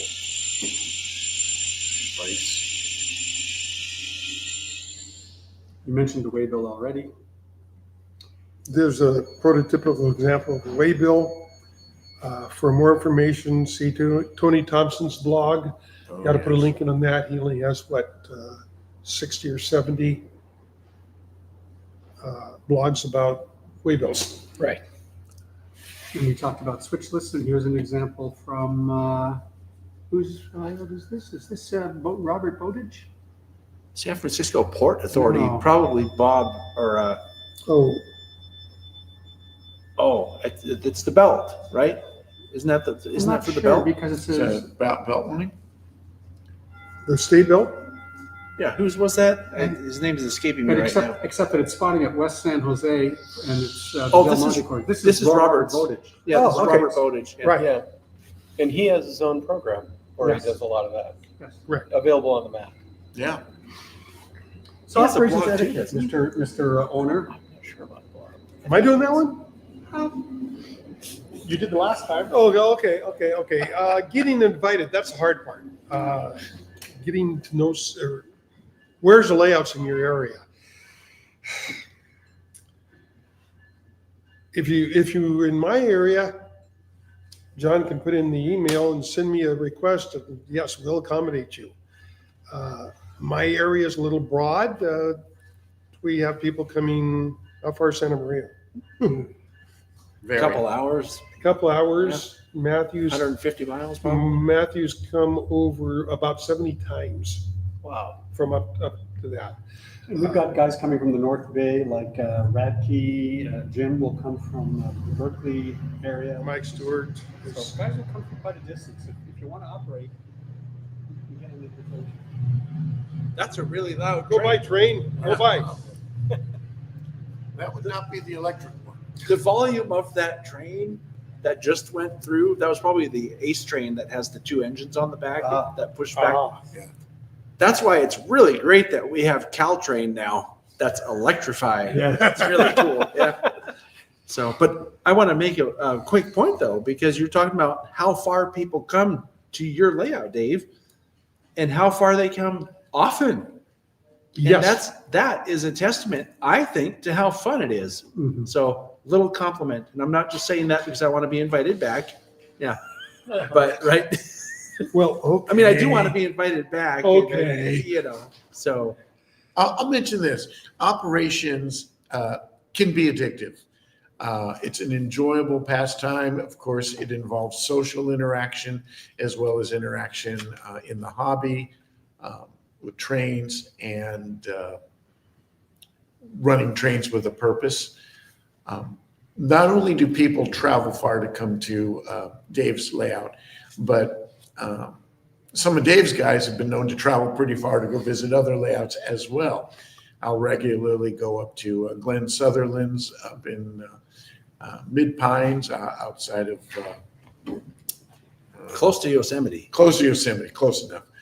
And yeah, it's a day commitment for me, but I gladly take the time when I can to go do that just because it's operations. It's operations on a very cool model railroad that, like Dave's, is laid out wonderfully.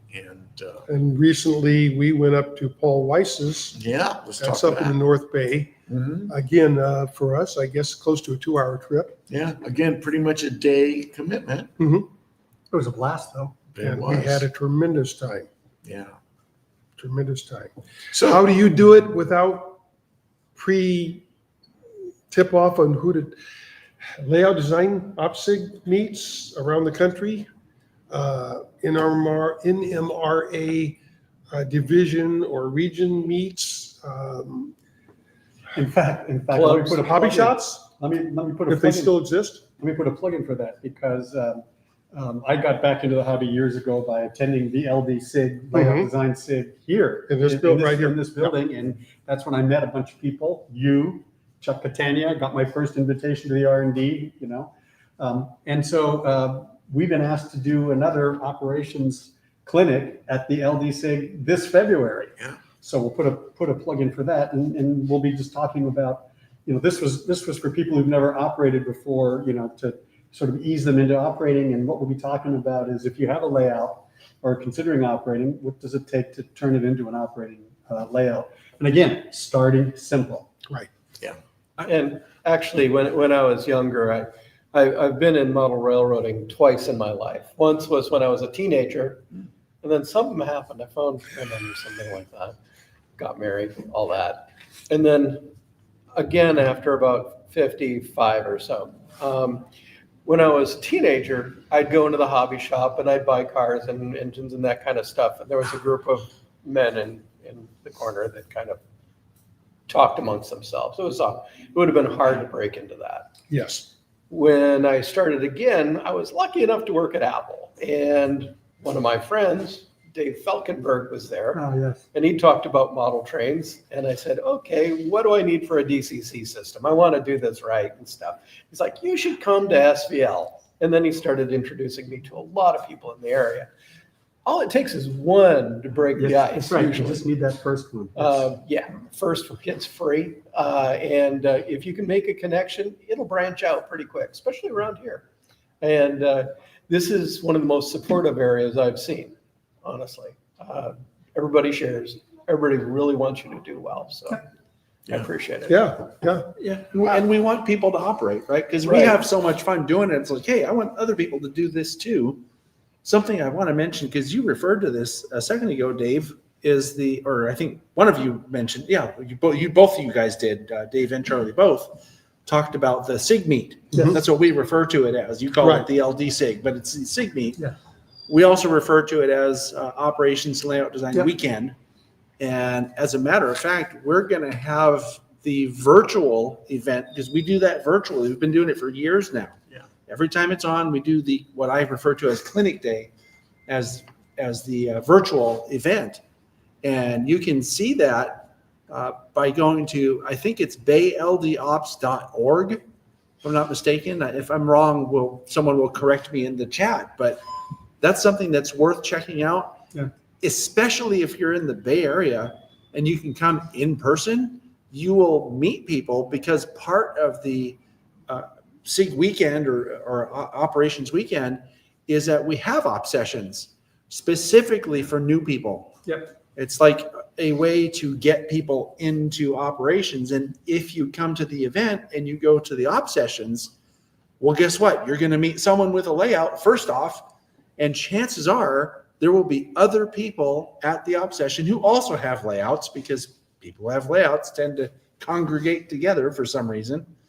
And that's a great way to break in to operating in your area. If you have a similar event, or if you have an NMRA, division where you live, go to their open, meets or whatever they do, and check out what they're doing, because you'll meet people with layouts, or you'll find clubs with layouts, and that's a great way to get in.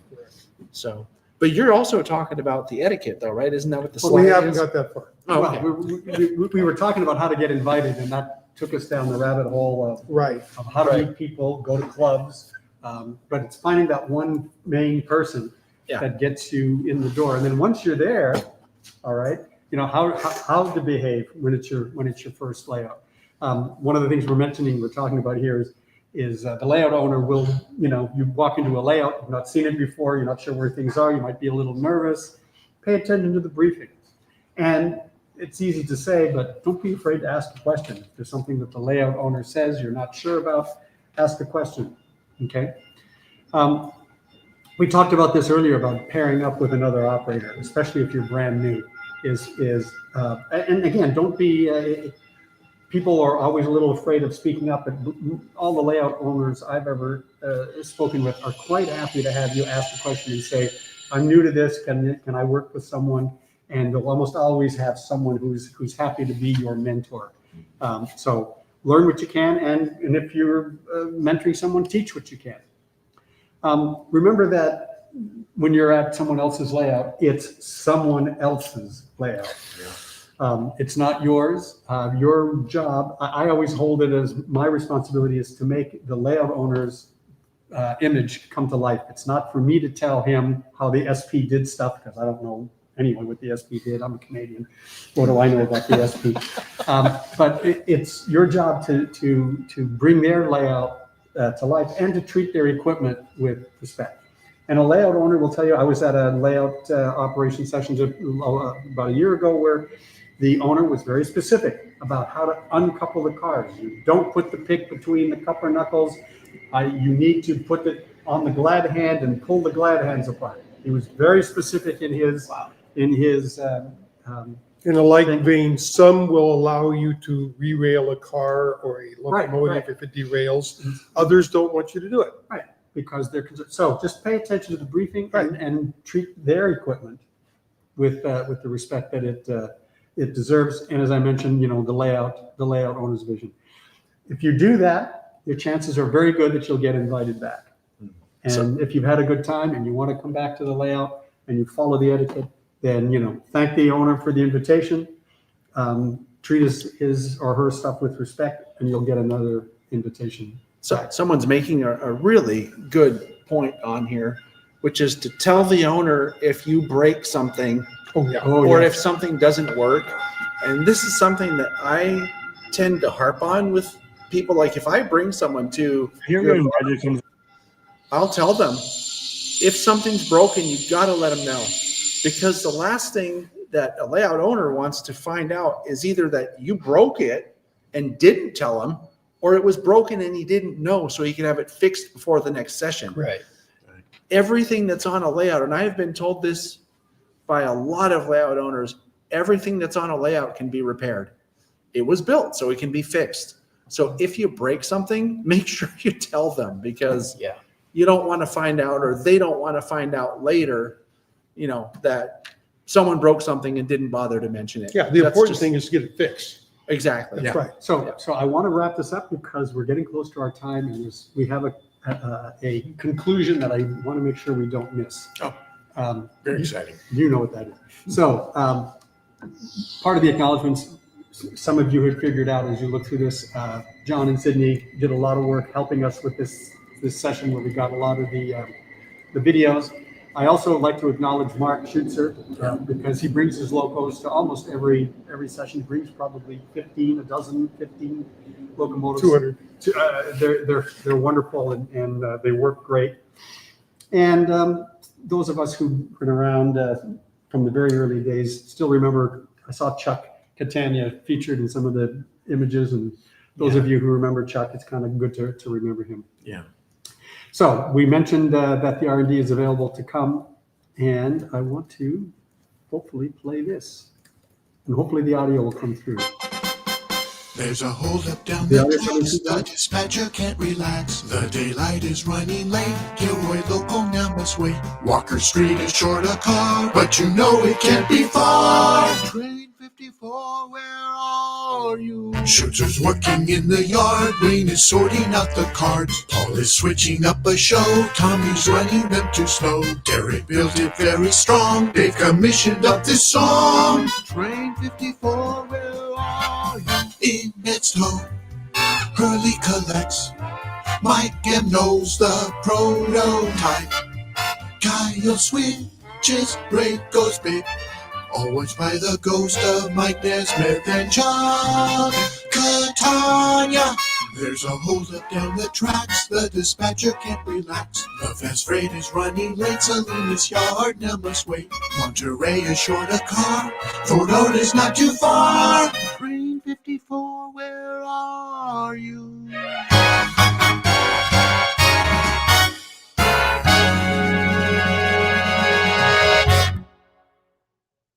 Group won't do.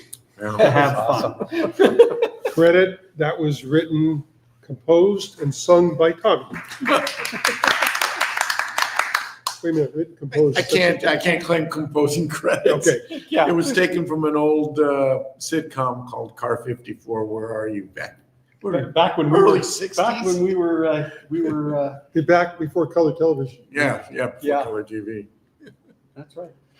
And if we're lucky, I won't get a copyright strike for that. Oh, that's a good Well, it's one. totally original arrangement, so probably not. So we do have a little bit more time for questions. I Sure. think we have like 5 minutes left. If we go a little bit over, it's okay. We're not on a strict schedule here. Good. I just mean, wanted to make sure we got that concluding audio because the Yeah. presentation isn't the same without train 54.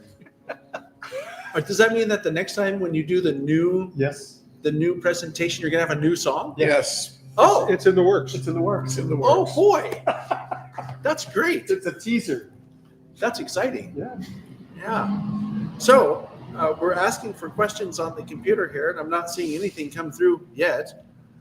But if somebody has something, please Or type just, it in. whether it's a question or a comment, Well, I made a note of one earlier that somebody asked that had to do with whether or not you allow people to bring their own equipment. Oh, good question. Yes, one of the things that seems to happen is you may have a piece of a locomotive that runs on your layout or your home layout or your club layout, but you take it to somebody else's layout, it doesn't always run well. Not really certain why. Even Mark Schutzer's locomotives when he first came had some issues. And we finally agreed that it was 50% his locomotive, 50% my track. I wouldn't bet you on that one. yeah. Did he nod and smile? Oh, he agreed, but thank you, Mark, for agreeing. But it took a little while for them to get a few points filed, wheels checked and stuff like that. I allow people to bring it. If it's a Saturday session that's 5 hours long, usually I say the last hour or so you can run your own train. And if it does run well, and the next time you come, okay, you can run a half a session if you So it is a tryout the first time. Right. But it's generally speaking, we want to keep the SP railroad stock on the layout, whether it's Mark's or even mine. I'm But I will guessing an allow it. SD70 on your layout would just really. We've had an SD90 Mac pulling the through freight. We actually Okay. have. Yeah. So yeah, we do it. Okay. The important thing to realize, though, I think, is that it's done for pragmatic reasons. You don't want someone to bring Correct. something that just doesn't work and it fouls up the whole session. Correct. And then nobody has any fun because Correct. someone brought the SD90 Mag, which, I mean, I think most people don't care if it's out of the era or whatever. Oh, there's going to be comments made. Well, that's okay. Right. There's comments made whether you have your own locomotive. or Nobody not. has ever complained about the Star Wars ad. I've never complained about it. I don't think I have even. incessantly. Yeah, I don't even think You I didn't even noticed. know where the track was. I don't think I even noticed the Star Wars stuff until you pointed it out. Like, oh, what's that doing here? Seen the Peak of Gods? They're up on a hill, aren't Yeah, they? yeah, I right. think you pointed those out too. Yeah. But there's times and it's funny. This is a whole different topic that we could get into some other time. But I'm going to say something that I find interesting is that, at least for the people that come to your layout, we don't care what the layout looks like. You could have a shoebox with a cutout or something drawn in paper. This is spot number 1, door number 2 over here, and we'll spot it. We don't care. I won't even notice it's a shoebox. I'm just looking for the spot where I need to. Actually, that is kind of embarrassing because sometimes I'll finish an operating session and Dave will say, "So, what did you think about the new bridge?" Or didn't even notice it. What? I didn't even notice. And then there's other times where I said, "Oh, that's new, isn't it?" And Dave says, "No, it's been there for 10 years." Yeah, exactly. Well, you mentioned the buildings paper like this. Initially, all the buildings up in Cannery Row were Amazon boxes. Yeah.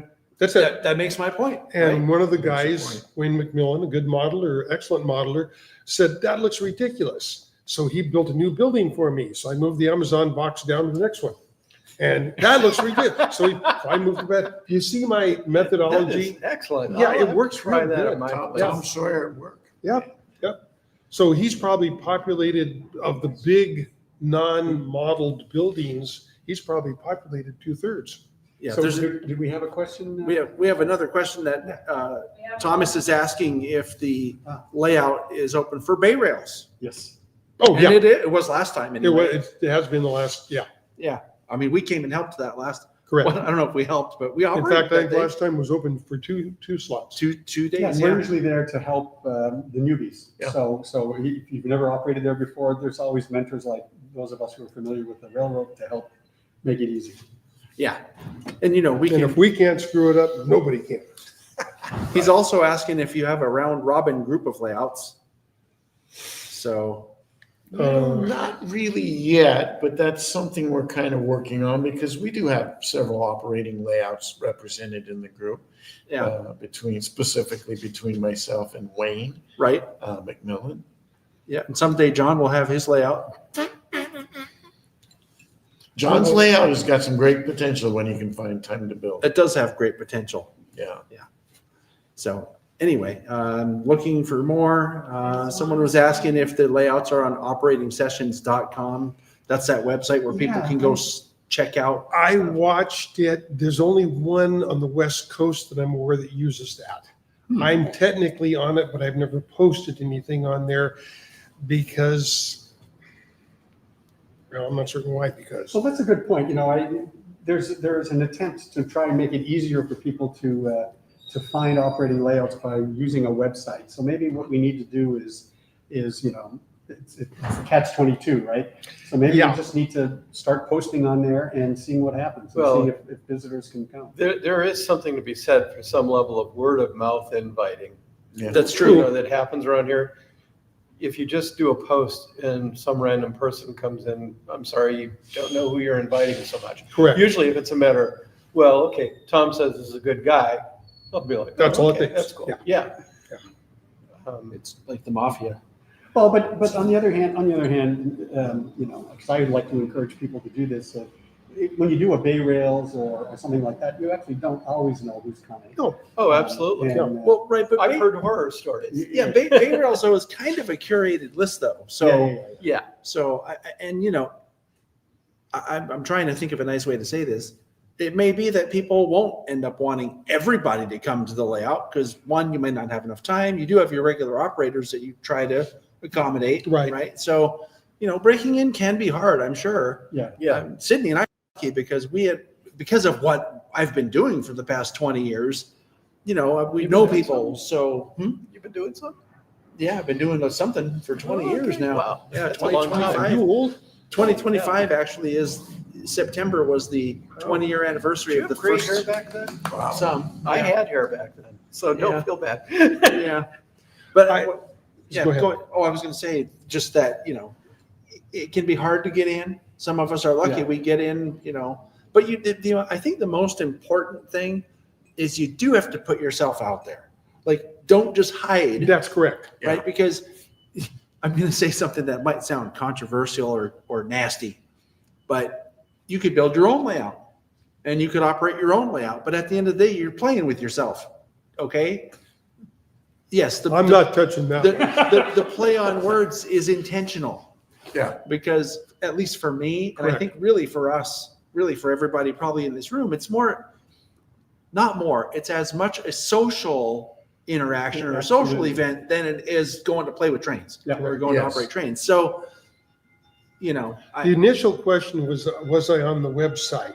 And I realized the answer that I really need to give is I had to go to a 2-month in advance invite to my call list, because if I just did 1 week ahead, you know, in 2 weeks, I'm going to have an op session. I was filling up in 15 minutes. Oh, I know and it wasn't, people couldn't get on there. They couldn't crowd in. So I've gone to now a 2-month, 4 sessions, 8 counting the Tuesday night group. Tuesday nights. And I say, pick 3, you'll get at least 2. Because too many people were getting shut out because they didn't monitor their phones, Their emails on a regular basis. Well, the other thing is, if it's 2 weeks in advance, usually some other people that do op sessions have it out 4 weeks in advance or something like that. You're right. It's interesting when you're like, oh, I'm already doing a session then, and you feel bad. It's like you feel guilty about it, saying, no, I can't. That just happened to us when we had signed up for Ray's and Rick had his on the same day. So we already told Ray we were going, so went to Ray's. In fact, different groups have shuffled around as different layouts have either fallen away or come into play. because we don't want to conflict with each other. Maybe that's good, maybe that's bad, I don't know. Someone wants to know how long your op sessions last. Thomas ones usually last about 20 minutes. These weekend ones, Saturday ones usually last about 5 hours with a lunch break. Yeah, we usually start about 9:30, go to lunch, have a break for lunch, and then go to about 3. And then I also run some Tuesday night ones that usually last about 3 hours. 7 to maybe 2.5. 6:30 to, 6, 7 to 9. we can't, 1, 2, 3, It's hard to count. something like that. It's actually pretty amazing when you think about it because Musicians can only go to 4. I just, sometimes I forget that it can actually be quite a day to spend, if you start and think about, I'm going to spend 6 hours running trains, or I'm going to spend 6 hours playing a game, you think that sounds ridiculous. But I'll tell you, the time just flies by. The time does fly by. Oh, man. And they're also asking now how often you do op sessions. So at least for my experience, it's once or twice a month for the emails I get. But you have your Tuesday night things too, which is the minions, right? Usually try to do 2 Saturdays a month and 2 Tuesday nights a month. And frankly, if a group came along and said, I've got 3 or 4 friends and we'd like to have a session, right? Give Dave a call. In November, we've got 3 Saturdays because Tommy brought in a group of guys that wanted to try it as a group. So if somebody's listening to this and wants to, let us know. We'll figure something out because, we like to. I could do it more often, and we've actually started to implement the idea of that. I can't do it too much more often because of family commitments. Right. There's a life. Yeah. So these are 2 of the 3 guys that have volunteered to take over my role as the host, and they will have authority to run an op session, whether I'm there or not. Because your train room is a separate building. Yay. Right. Yes, that makes it work. Yeah. It's true. They're also interested what works better for day of the week. Do weekends tend to work better? Depends on whether or not you're employed or not. So you're retired though. So I'm retired, so for me, it really doesn't make that much difference. So quite a few of the guys are still working. So consequently, they would rather do a Saturday. right. Except for the guys that work on Saturdays. Do you know someone, Tom? Tends to be when most musical gigs are. Yeah. Oh, there's another. But I've question. also done Sundays and like this, Sunday afternoons, I'm trying to understand what this says. Does your group at the museum allowed a special train to run, like a Martin Brothers circus train? At SBHRS, I'm guessing. Is that what they're talking about? Oh, well, I mean, Ed, at SBHRS, you can run whatever you want, right? It just has to work on the layout. Yeah, you need to be a member to run here though. Yeah, you have to be a member, of course. Yeah, I guess that seems to me like common sense, but yeah. So members, as a matter of fact, during the open house, members will bring like their best trains or the trains that they like the most. And that's what you'll see during the open house that we talked about earlier. So if you're interested in becoming a member and you live in the area, you should come down to the open house and there'll be plenty of people on hand to tell you all about how to become a member. And Tom is mentioning that he likes to ask layout owners to keep his name on the extra board in case a regular operator can't attend. That's a great way to get in, especially if you're trying to get in more regularly, because quite often people move away or they're no longer available to come to the op sessions for one reason or another. And well, then, Dave's a great operator. We kind of like having him around. He brings donuts, so let's invite Dave. Operative word is donuts. Oh, I mean, donuts are very important to me anyway. If I find out that there won't be donuts, I usually don't go. I'm When I kidding, put of out course. a call, I sent out to, last time I looked, it was about 82, 83 different people. Wow, that many? Yeah, That's amazing. that's why I had to spread it out. Well, no wonder it fills up so fast, right? Yeah. Yeah, I guess so. Yeah. Well, operating is fun and lots of people like to throw their hat in the ring. For sure. It's not just the free donuts? It's not just the free Uh, donuts. Good. Well, if it were just the donuts, they would come eat the donuts and then leave. Yeah, good. That's where you keep going. Well, Sydney, where'd my husband go? actually, it's lunch break at that deli. That was great. Yeah. That's also worth going. Yes. We have a lot of fun and there are a lot of reasons to go. I think that people tend to show up. Well, it's like conventions or model railroad events. You show up for the trains and you come back for the friends that you Correct. made. So I've heard that a number of times. So, but yeah, I'm not seeing any other. Oh, Thomas says if you're getting 80 people, you should start charging admission. Anyway, I was going to say that I'm not seeing any other questions coming up, and we're about 10 or 11 minutes over time here. So why don't we do this? I'm going to, oh, you know what I'm going to do? I'm going to do two things. One thing I want to do, well, first off, I want to thank you guys for coming. And Yep. Murph, thanks again for coming. Yes. You're earning the award that you got. So The Guillermo Award. the Guillermo Award. Yeah, Yeah. you got the Guillermo. The sidekick And thanks for lunch. That's always You're nice. welcome. Yeah. Yeah. Thanks, Ed, and thanks to the Yeah. SBHRS for letting us do this here. It's always fun when we get to do something at a trainee place, and we enjoy doing this. It's a lot more work, but you know, I think this is a better setting than This is a great setting. this This is an the amazing studio. setting. The studio. Yeah. It's not a living room; it's a studio. Worldwide. Yeah, the intergalactic headquarters. Yeah. And I'm looking forward to the next presentation that you guys are working on for the SIG meet. What is it, February or January? Yeah, between the Super Bowl. Yeah, I thought it was January something, 30th or That was something. February. Yeah. And boy, we got every train. Somebody opened the door, he's coming through. Yeah, it sounds like they're about to come in here. So anyway, with that being said, there was something else I wanted to talk about. Oh, I know what it was. Give me a break. Yeah. January 30th, 31st. 31st. Okay. So it's the 31st and the 1st then, that weekend? 30th and 31st. I'm not Oh, sure. 30th and 31st. I Okay. don't- Same weekend? Friday, Yeah. anyway. Anyway, the other thing I wanted to mention was if you wanted to try to get to Dave's layout to try operations that we've been talking about, like they said, these guys said, it's set up to, if we just get a group of whatever, 6 or 8 people, we can probably do it almost any time. And the best way to do it is to sign up on Patreon and get a hold of me. There Are you you go. proud of me? That Murph? was awesome. I You actually- actually managed to promote. I actually did a plug Yes. on here because I'm so bad at that. But if you do get a hold of me, then we can arrange something. I think Yep. that's nice. Oh, yeah. You've And- done it before. That's right. And thanks for letting us do that. Sure. So with that, I'm waiting for the camera to switch because, oh, there it goes.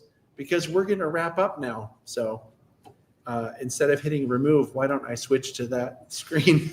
So thanks everybody for watching, and thanks to our moderators who are nice enough to keep the chat on track. And thank you for all your questions and everything else. And I'll be rewatching to figure out which links I didn't manage to put in. So if you're watching this on a replay and you're interested in any of the things that we talked about, chances are there's probably a link in the description by now.